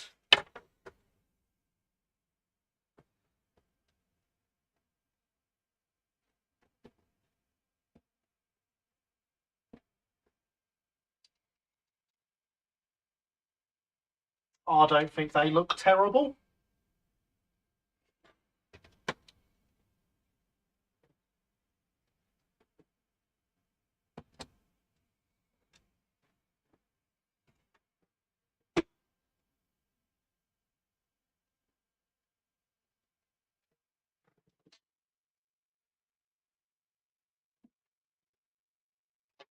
This one just wants to lose its corner.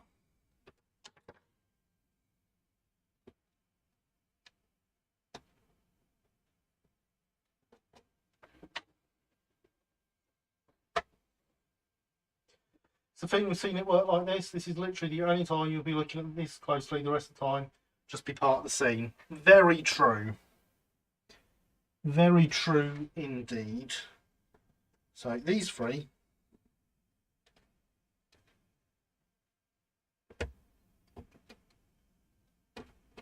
can now pop out.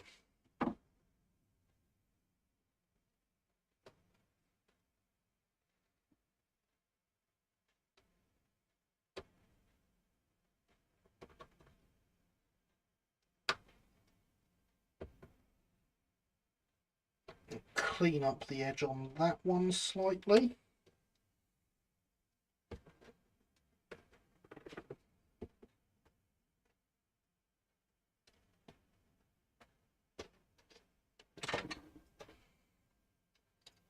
And then we can get some glue down there.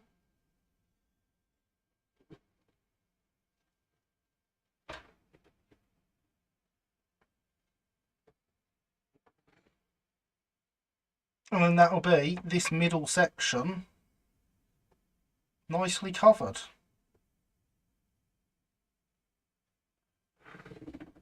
And this is as far back as these go. We don't want that over the back there. That side will be staying as ballast. I do, however, want to get rid of this grass from here.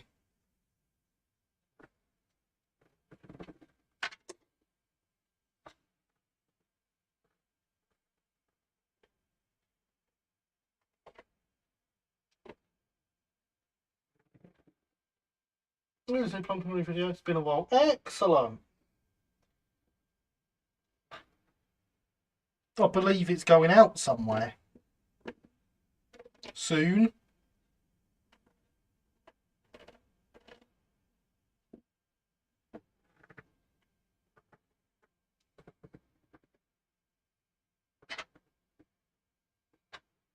It's a very nice layout. It's Plumpton Green.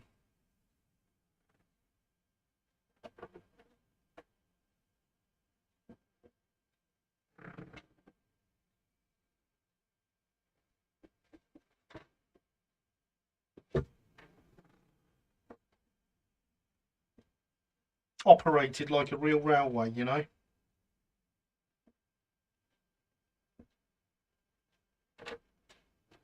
Even when you're operating it, not only do you have people driving the locos, you have a signaller working the signalling.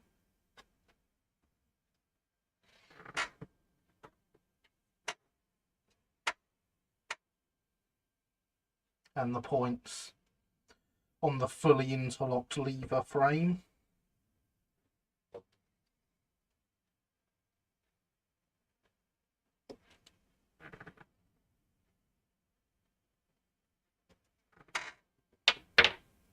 This video is of Midhurst Resplendent and Goods Green, shunting and pickup goods. Ah, yes, lovely loco. Lovely, lovely loco.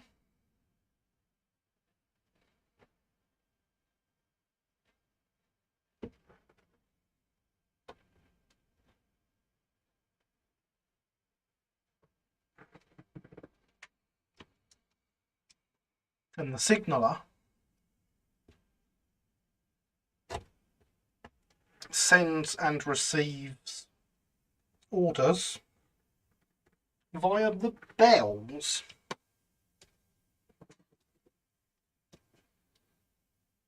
Actually has the I believe it's actually an authentic Brighton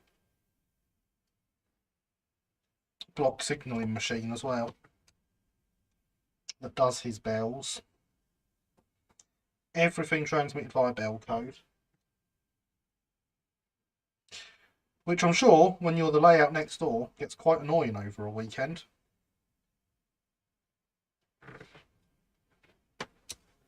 But from a realism perspective, it's fantastic.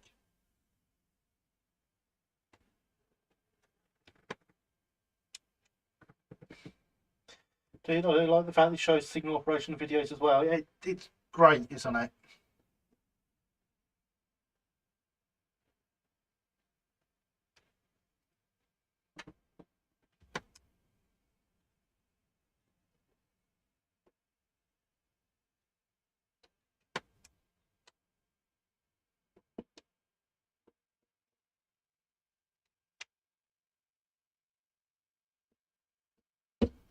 Some of the members at club are regular operators of Plumpton Green.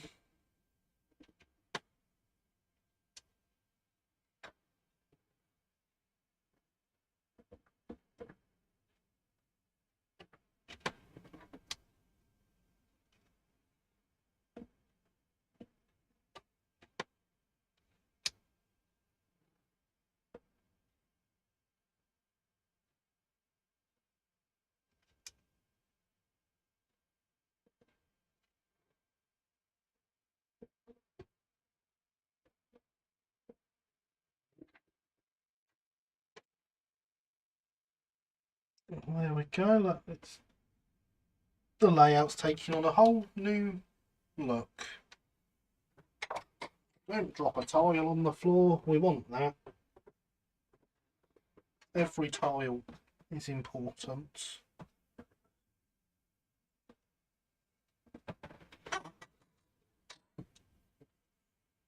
You get models like that, and then you get me, who's on the train to go chuff chuff end of the spectrum.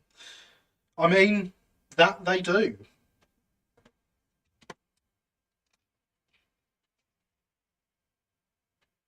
I wonder if there's anything I can get sound fitted in time for our next play session on here. Now that you say that, Alex. That'd be good, wouldn't it?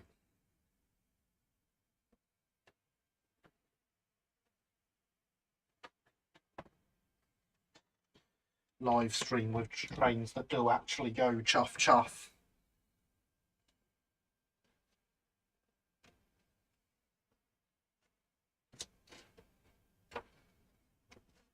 Unfortunately, at the minute, all of my sound fitted engines are a bit too big to do the shunting on here. You're going to have to lose a corner.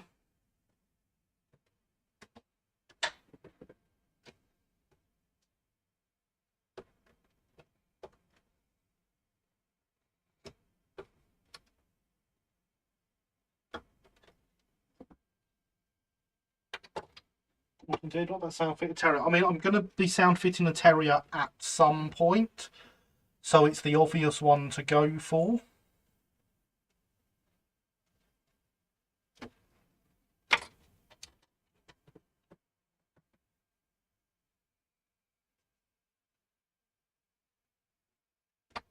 But it's also not the easiest of jobs.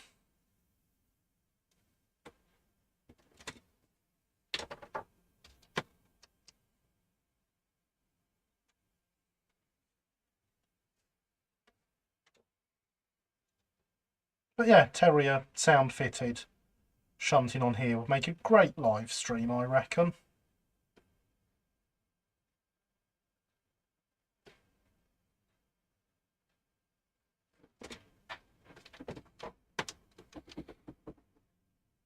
I'm actually amazed you don't have a sound fitted Terrier by now. Yes, am I.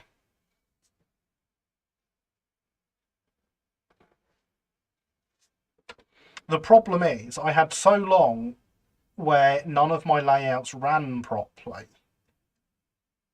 that spending money on sound fitting wasn't worth it.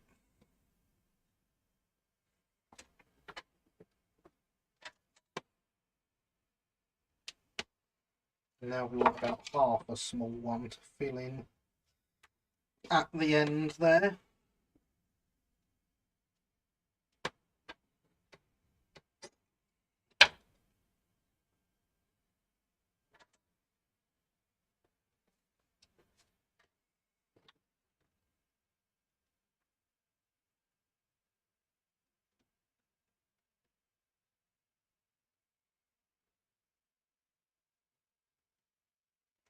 And there we go.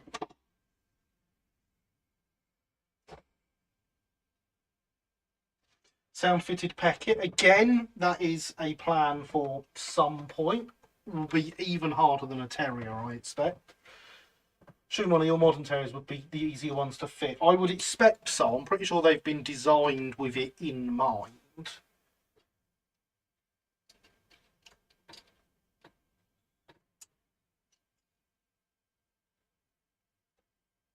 But yeah, there we go.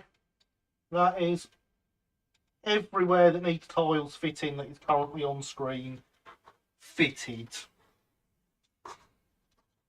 On that note, I'm going to refill the hydration vessel.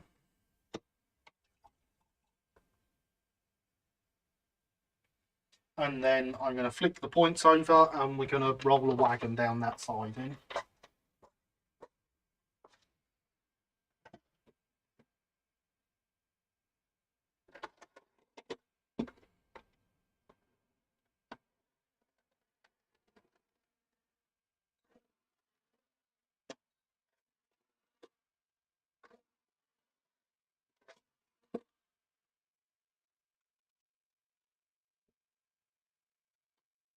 I'd say jobs are good on there.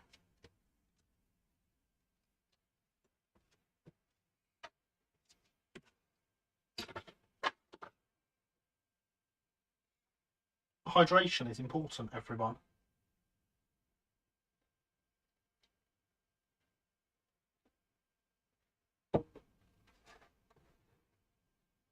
Fantastic, looks really satisfying. I assure you, Christopher, it does more than look satisfying. Very much feels satisfying.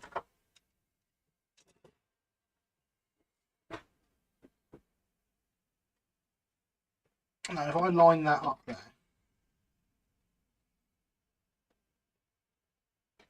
and put a mark there, did that mark come out where I can see it? Yes.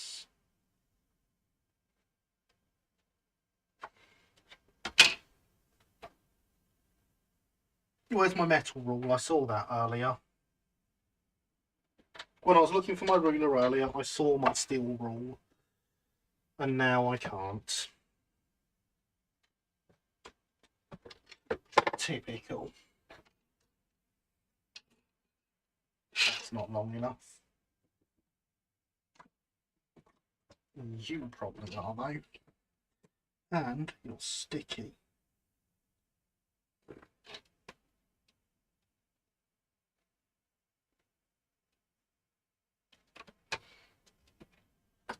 And metal, so, you know, all good things.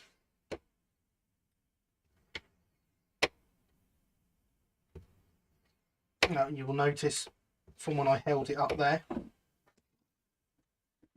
we are doing this on the back of the sheet. Some lovely LBSC 6-wheel CCTs on Plumpton. Oh, it's so great, everything on that layout. Everything is built to such high quality. Yeah.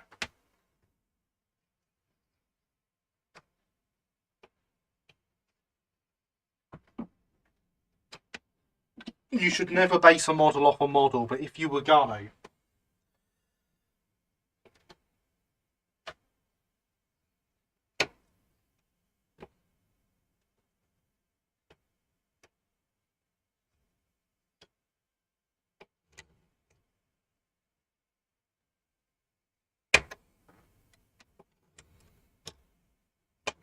although he does have some things I don't necessarily agree with. But we won't talk about that.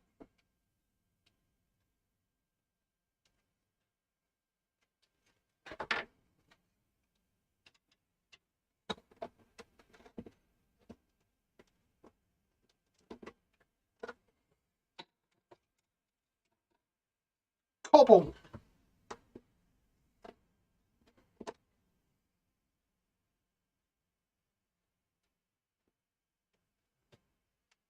The end of this is sitting on the ballast and pushing it up too high. Typical that, innit?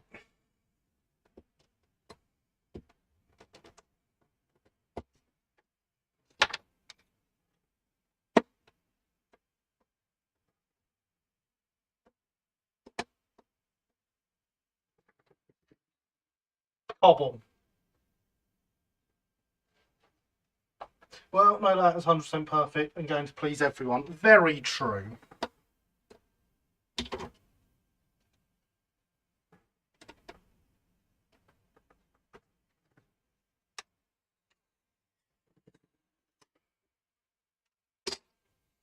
I assure you, my layouts don't please many, many people.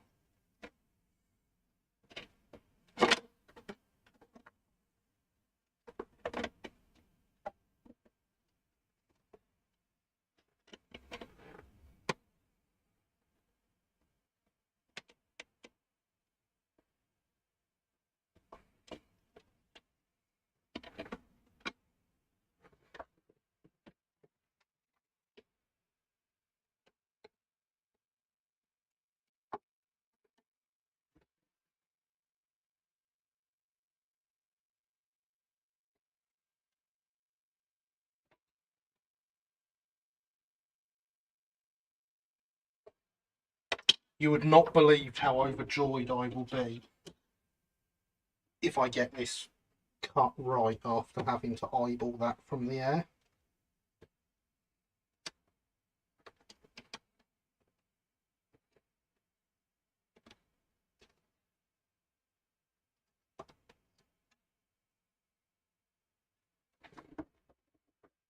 A nice boat train point 442T. Excellent. Which Atlantic tank is it?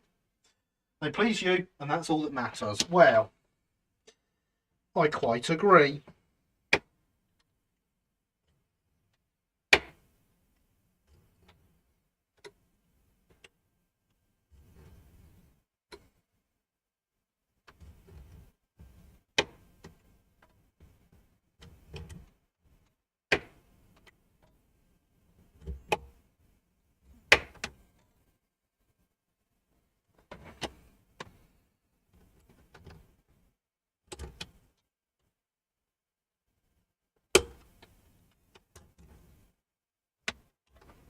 Number 22. Ah, an I3.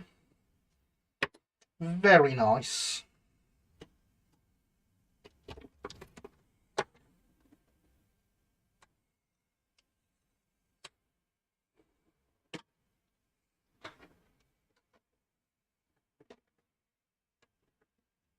Almost right. Right enough that I can measure it up again and actually get it right, and that's what matters.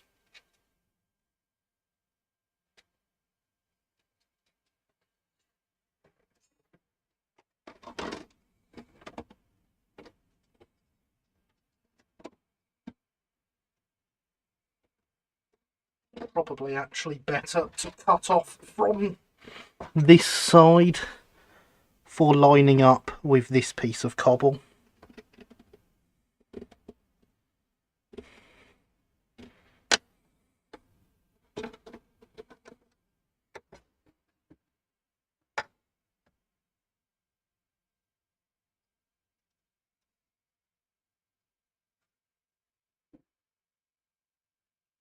Oh yes, I was trying to remember the class name. What? I didn't expect you to. The Atlantics aren't exactly hugely different to each other.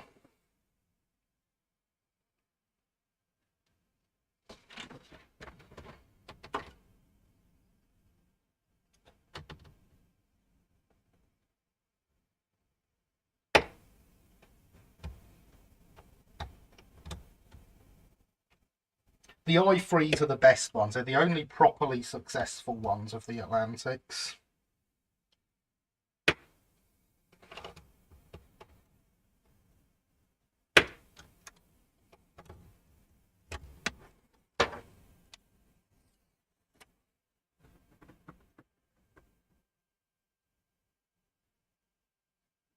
Loud, imagine.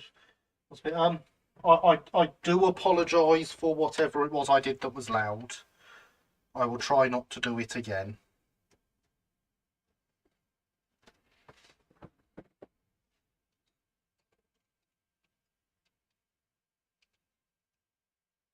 Cobble. It's the beginnings of a yard.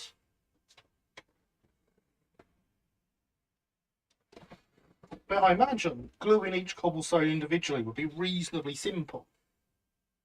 You pour your glue down, you pour your cobble on top, or you put your cobble down and you stick it down like you would ballast. when you were leaning over the layout. I'll definitely try not to do that again because I didn't enjoy doing that anyway.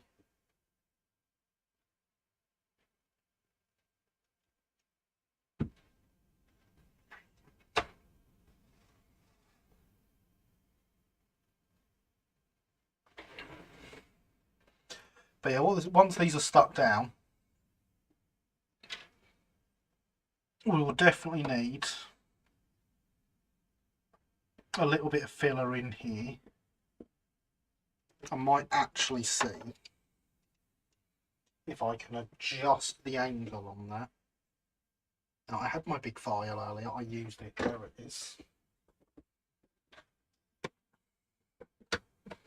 Just ever so slightly.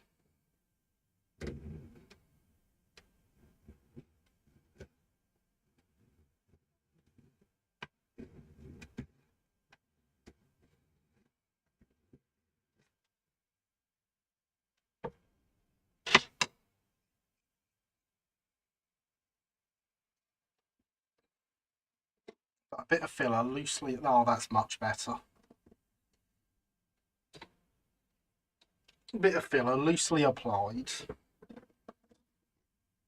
just to get rid of that gap there, and then removed rather roughly with something like a stiff brush. Should hopefully fill that nicely.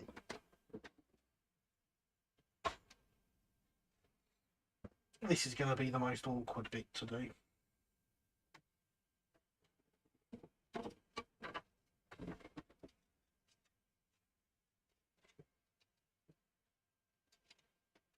I am, as I go along,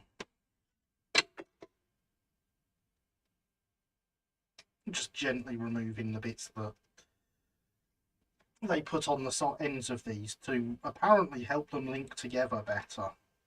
I've never known them to do that on any of their sheets, but that is apparently what they are for.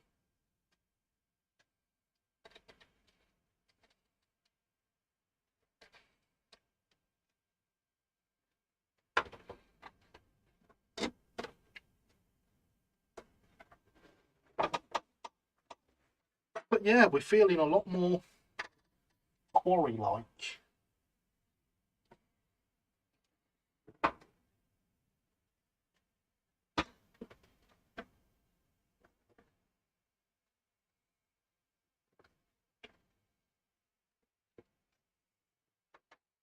So what we're going to do now, we're going to cut this end off the sheet so that it's about the right size to fit in there. We'll then probably have to cut it slightly narrower to get between the buffers. And then we'll put it under this sheet to work out where we need to cut to get it exactly the right shape.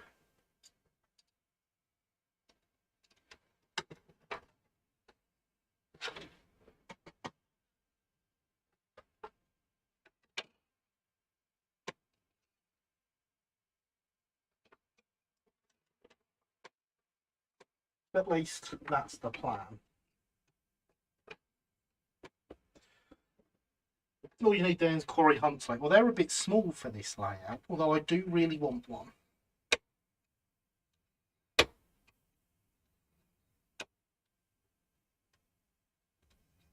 I don't think I have one pre-ordered currently.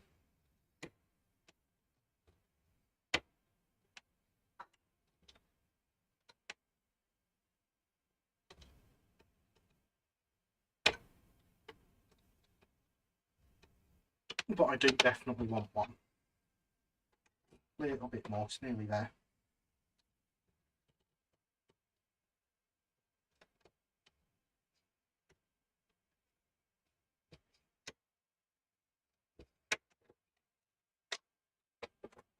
Oh yeah, it's through in some places now. If you ever do cobbles on a layout, I might try the clay impression technique. Yeah, that looks like a good method to try. I've seen that.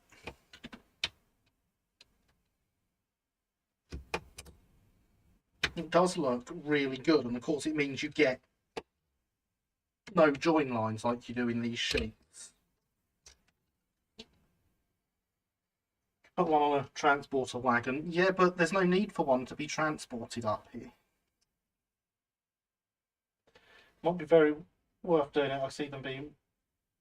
Might be worth doing it. I see them being very popular. Oh no, I mean I don't think I've got one ordered for myself.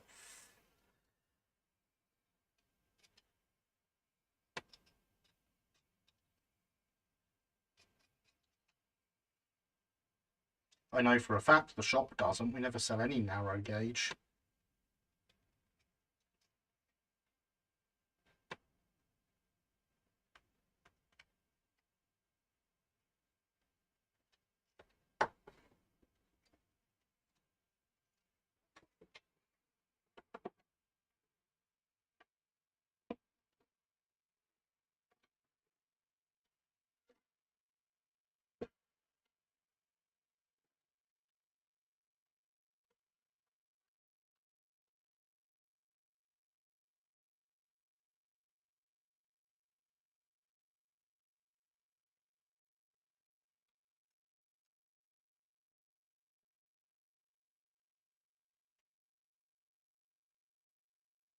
No, I can't see where that went into the sheet there. So I'll do that again.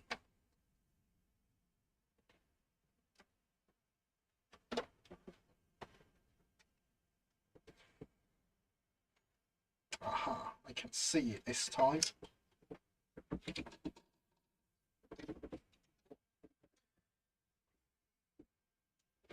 Oh, no, I mean, you should consider pre-ordering one for personal use. Yeah, fair enough. Narrow gauge is best gauge. I mean, it is pretty good, I'm not going to argue. But terriers don't come in. Good evening, Gary. Sorry I'm late, I'm not long in from work. Oh, good evening, Richard. How are you? I hope you are well. Good to see you home from work in time to join us. Popular for the chassis as well, as I imagine. They very well could be, yes.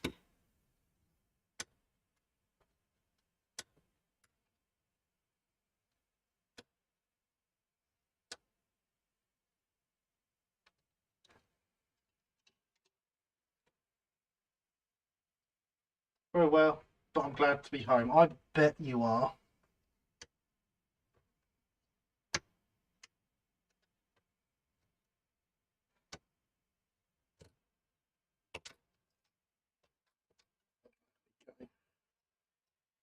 We've got a big sticky out injection moulding thing here.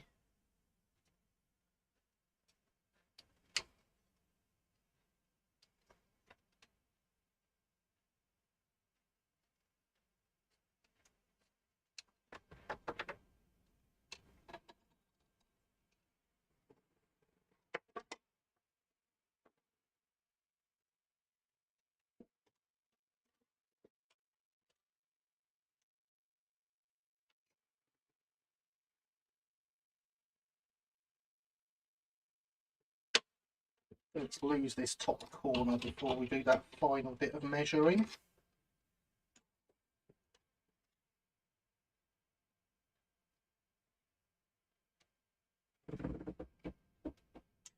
Work was a bit mental. We had to deal with drunk, disruptive customer. Oh God, that's never fun. You have my sympathies.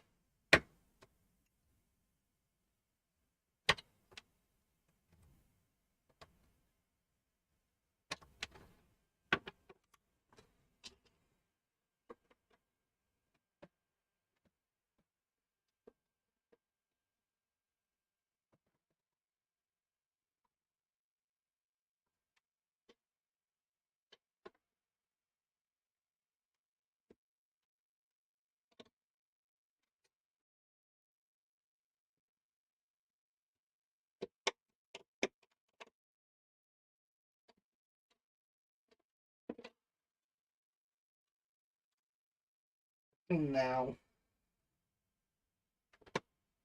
I can use those score marks to get this final cut done.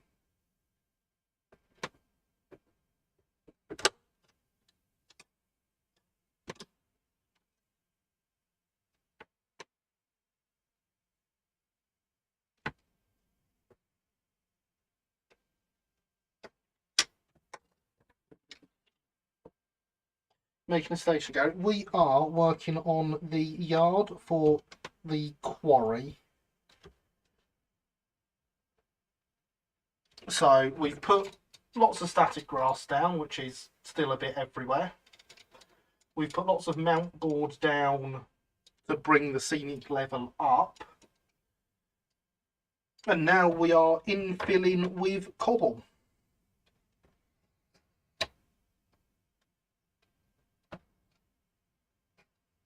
So that we can have a nice cobbled yard surface.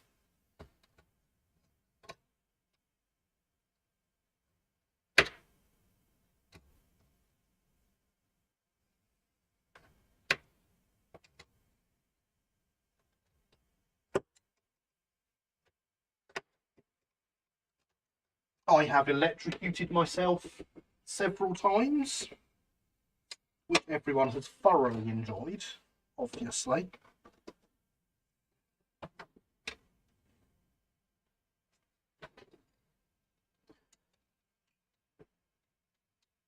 But there we are. A cobbled yard surface. Obviously it needs A, sticking down, B, some paint splashing over it, and C, weathering, etc. But in theory now,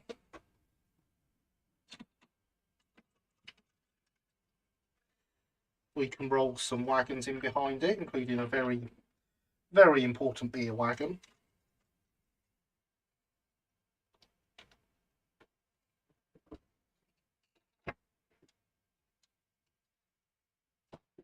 And it's all starting to come together.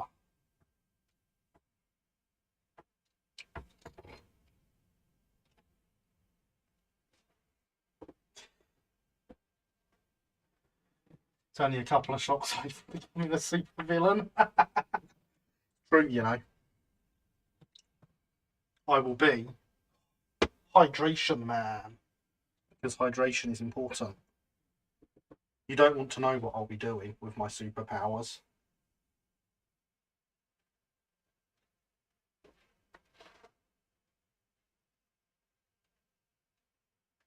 Is it wrong that I'm now sat here with this drink, looking at my preview screen for the stream and just feeling very satisfied?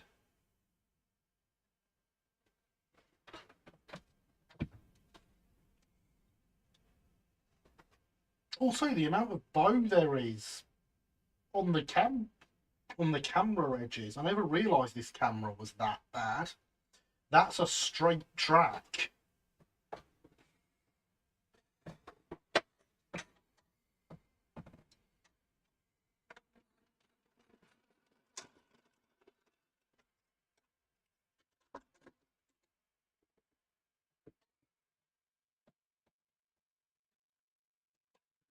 That is the correct response. I am glad to hear that. I'm going to finally clean up this edge so that it slides down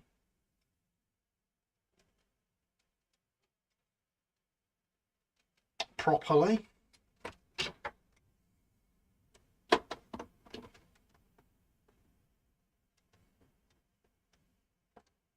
There we go. Now it isn't several miles above the slabs.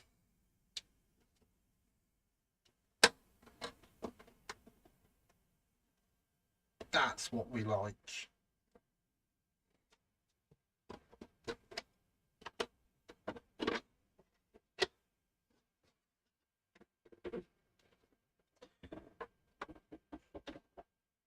What camera do you use? It's a hang on, a Logitech C930. Fisheye lens, very 90s, isn't it just?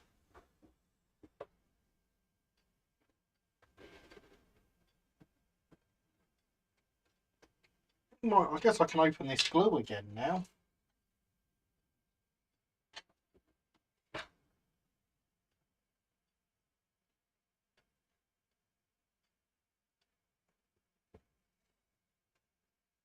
Get some all over the edges of the tiles.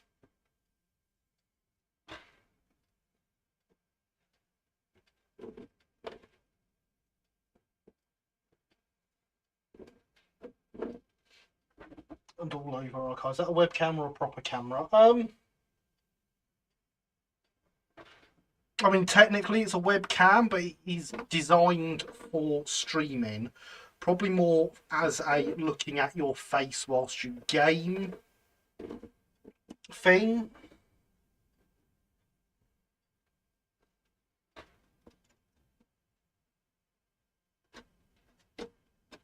But yeah, I mean, it is essentially a webcam.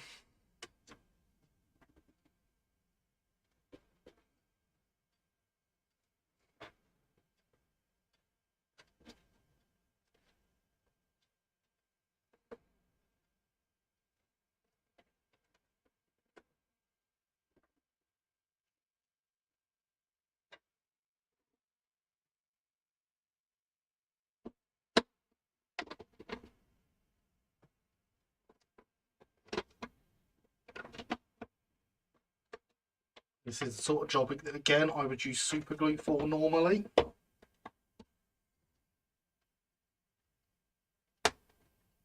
But the lack of super glue to use says I can't do that.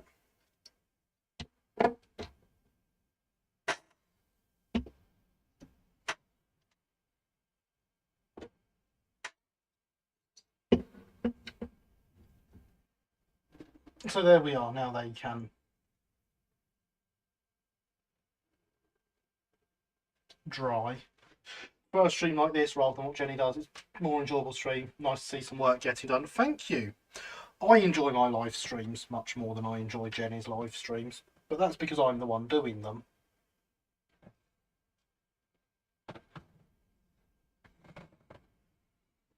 Once upon a time, I started these live streams for the sake of teaching people how to do this, but I don't think it's really worked out like that way.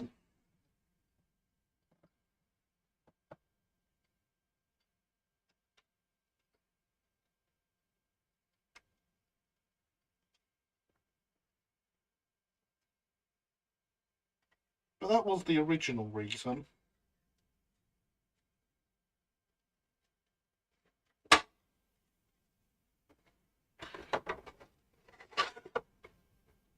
So now what we really want to get in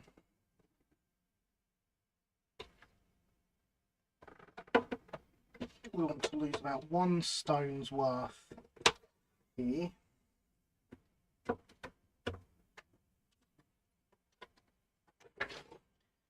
And the first cut we can do.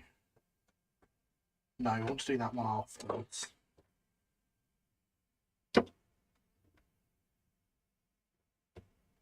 We want to come down to there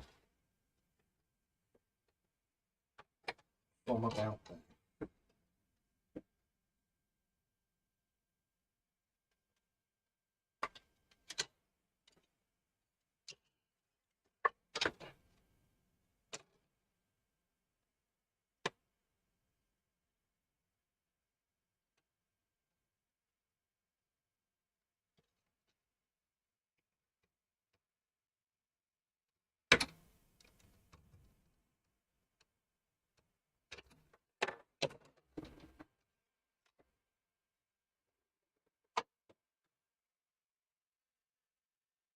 I learned how to solder from Linny because of you, so in a way it has worked. Oh yes, but Linny learned to solder here,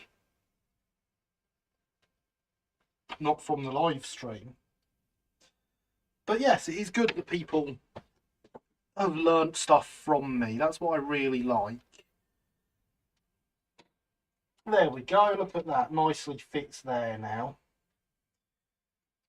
Hard thing to go through. Some people use it for instructional purposes, some will use it for relaxation or something to listen to whilst doing something else. Yes. And that is also another thing. I love the fact that people listen to this and relax and wind down to it. I think that's absolutely fantastic. You know, it's not something I ever imagined happening out of this channel. But the fact that it has makes me feel good.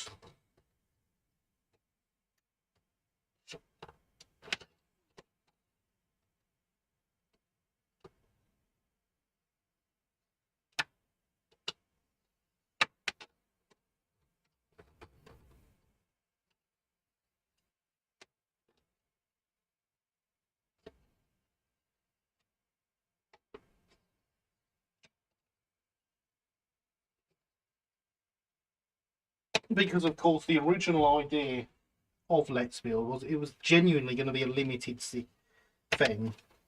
I had plans for what I was going to do. That's gone nowhere near where I wanted it, has it? I mean, as long as it's gone too big, it's fine. Oh no, it has. It's just here where it's diverted off track. Pun intended. There we go.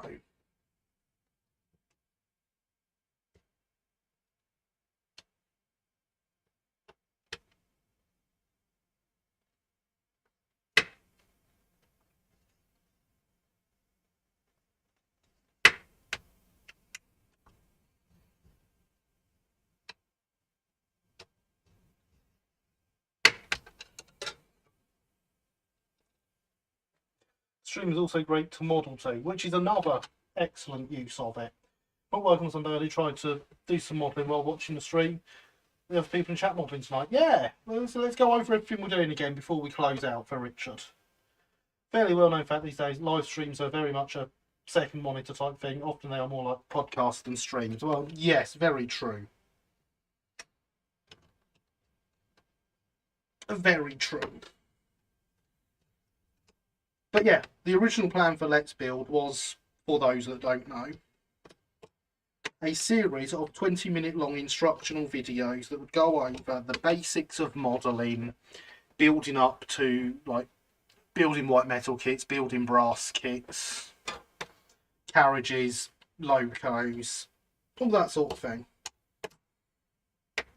and how to maintain your stuff. And there would be a complete layout built, which was always planned to be this layout.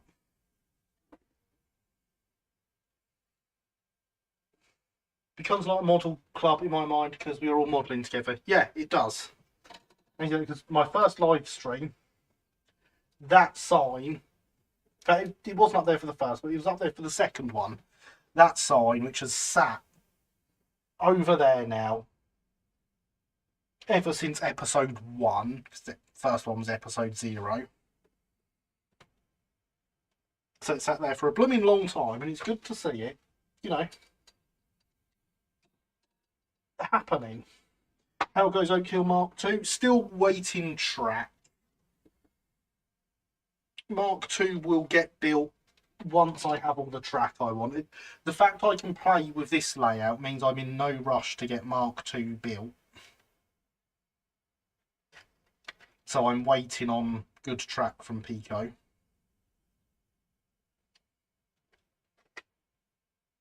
Who, evidently, are announcing something tomorrow. They've been teasing it on social media.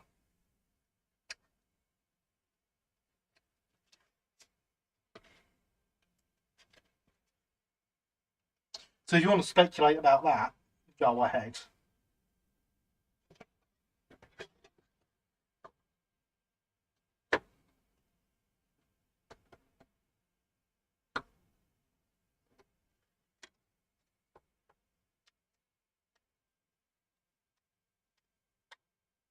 Do you know what it is? I do not. I do not know what it is.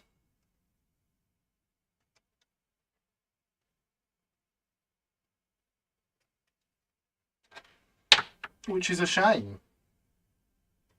Because if I knew what it is, I'd sit here and not tell you that I know what it is.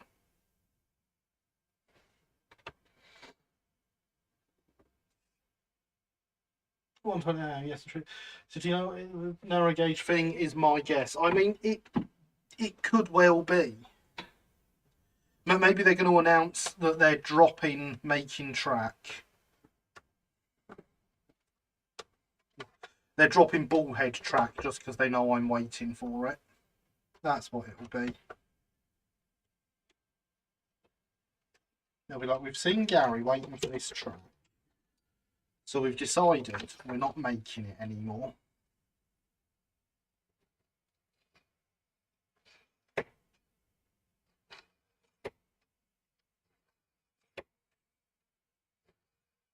He keeps phoning us and trying to order it, and we've got a bit fed up.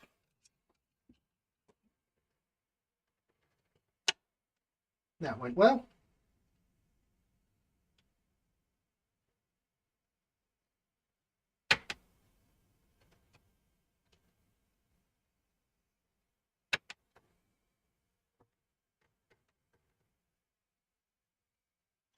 Don't speculate, it's the path of disappointment. Fair. Penton scale semaphore home signal. Really happy about freehanding 4 straight lines first time. That's, I mean, to be fair, Christopher, you free-handed this, so I'd be surprised if you couldn't. Be a good April Fool's announcement, but April's a few months back now. Yeah, maybe new line of building kits, maybe. Pico finally find the key to social media account and immediately start teasing stuff. I know, right? Do you order it through Train Ties? I do. I order stuff from Pico all the time.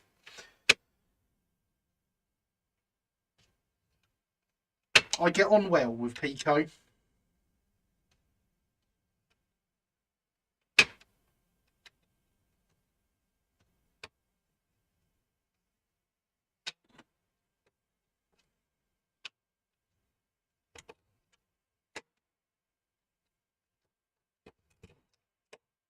They have a very, very good team at Pico who are wonderful.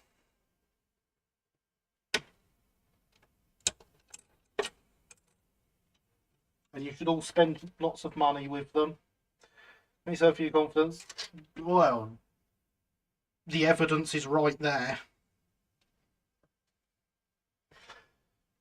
Oh, I found out gem kits are making come back, but the moulds for the kids are being sorted out first. Yes. So when they went away, it was actually because they had been bought and there was plans that their stuff would resurface eventually, but no guarantees on what or when. But yeah, because basically all the moulds needed redoing and had done for years, to be honest.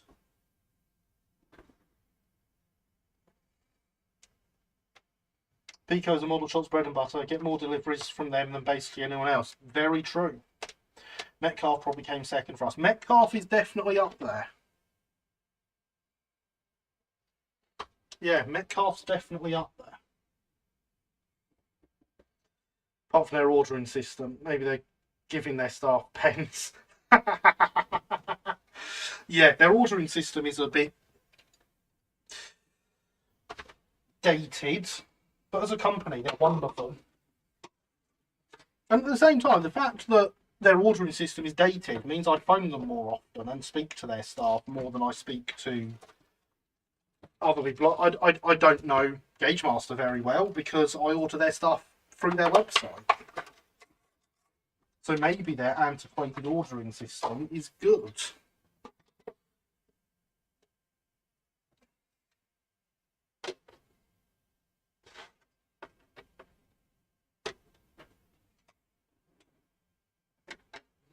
You know what? There's actually a lot more cobble here than I thought I had.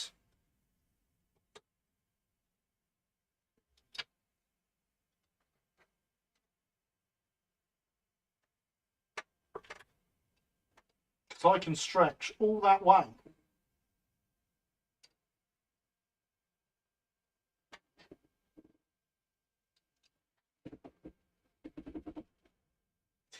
Less so in the shop, but on the show stand, we had sold Metcalf in stupid amounts. Yeah, I mean, I can see that.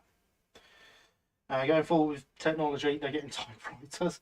Be able to tell extra orders soon. Have a printer that can fax. We do have a printer that can fax. Never used a fax machine. That is genuinely, that is Pico's preferred method for receiving orders.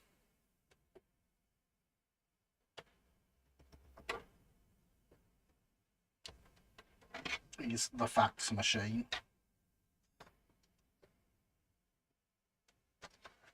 We don't do it because why would we use fax?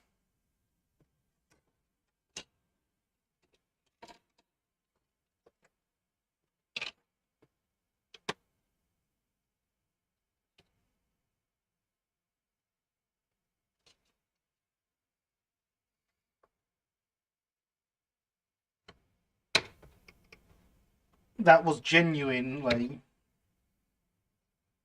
what Sebastian said when he took over the shop, because the shop did have a fax machine up until him buying it just for ordering from Pico, and he was like, no, I'm not doing that.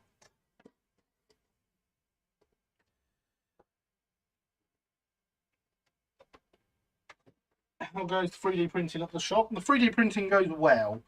So well that I wore out the vat and I'm waiting on another one to arrive.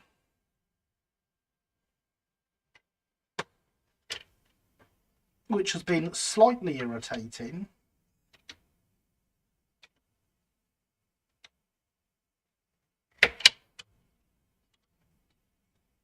For reasons I will not go into in public.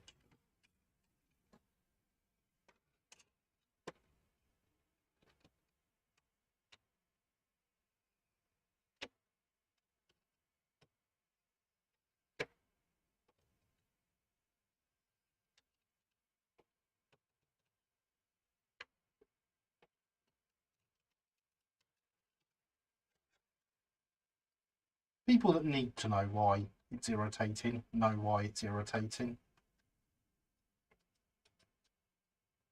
And that is what matters.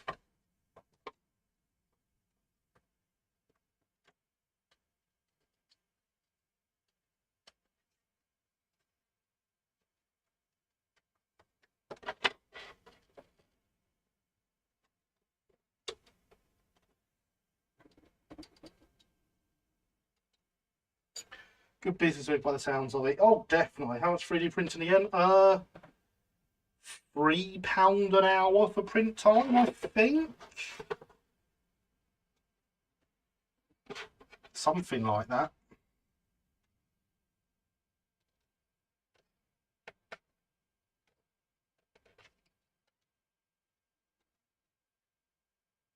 But that's if you send your files pre-supported and we don't remove the supports for you.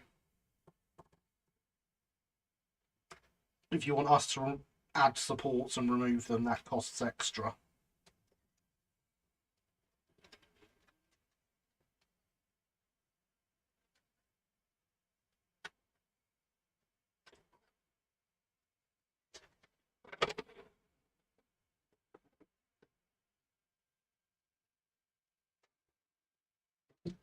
Which, when I had to email someone and explain that to them and ask if they wanted me to go ahead and add support to their file, they stopped talking to me.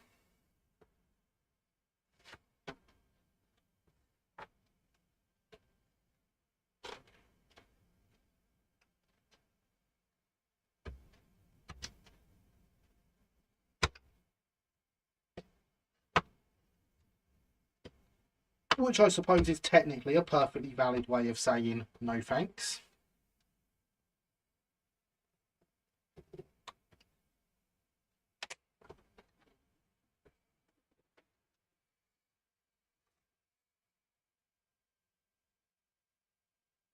I'm thinking about wanting to make some North British funnels and sorts, but need to learn how to model first. What's a good place to start to use 3D modelling? Honestly, I learn from Tom's videos and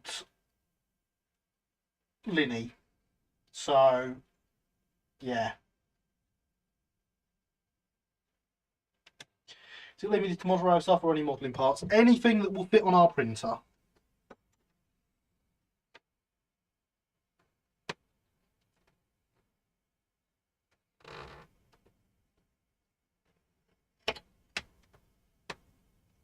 As long as it fits on the printer, I will print it.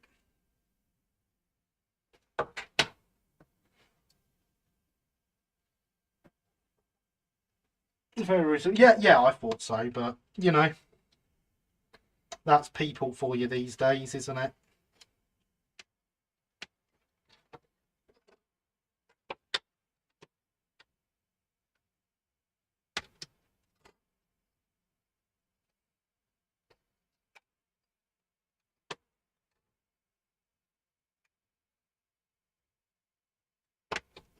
Well, this is never going to cut how I want it to.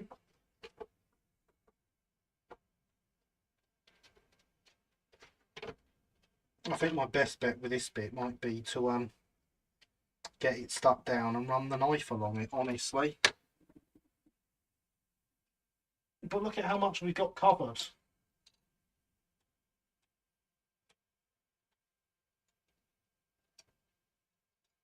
There's a lot of third-party Warhammer stuff out there in 3D form. Yeah, I thought that's where you were going.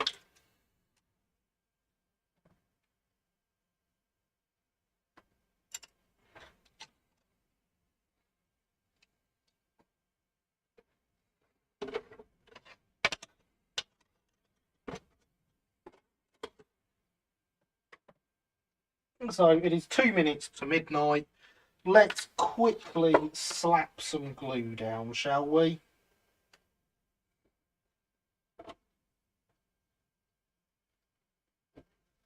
We'll even use the big brush to make it super quick. Bit like Metcalf they are. Not as detailed though.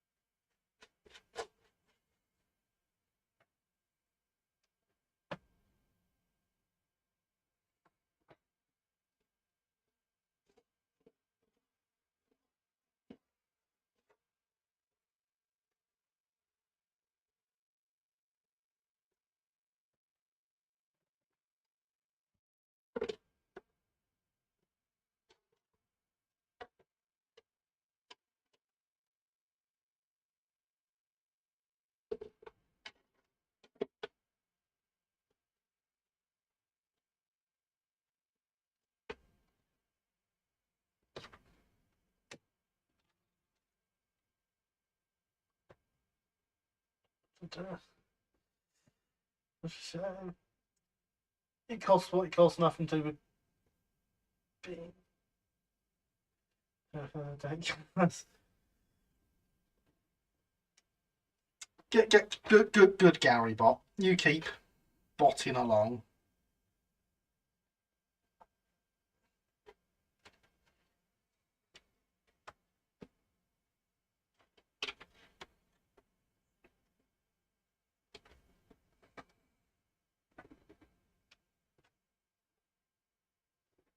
And there we are.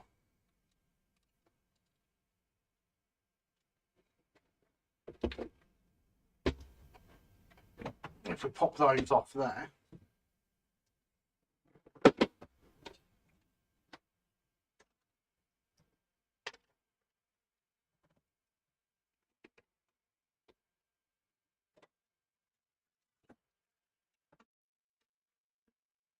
We can even chuck a coupling this side in now.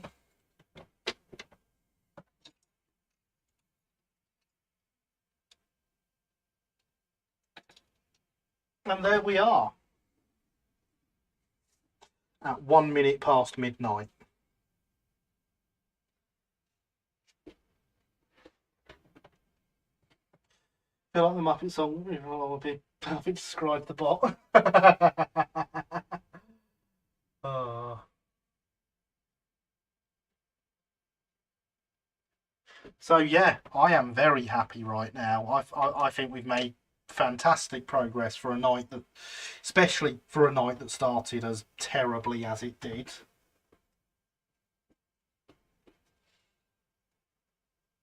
So thank you everyone. It's been wonderful. I really enjoyed being here. I hope you have too. It is indeed pumpkin time. I see all your nice comments coming in and I thank you all. And I say I've had a great time. I hope you have too. I've been Gary. This has been Let's Build. You've been awesome as always. Good night.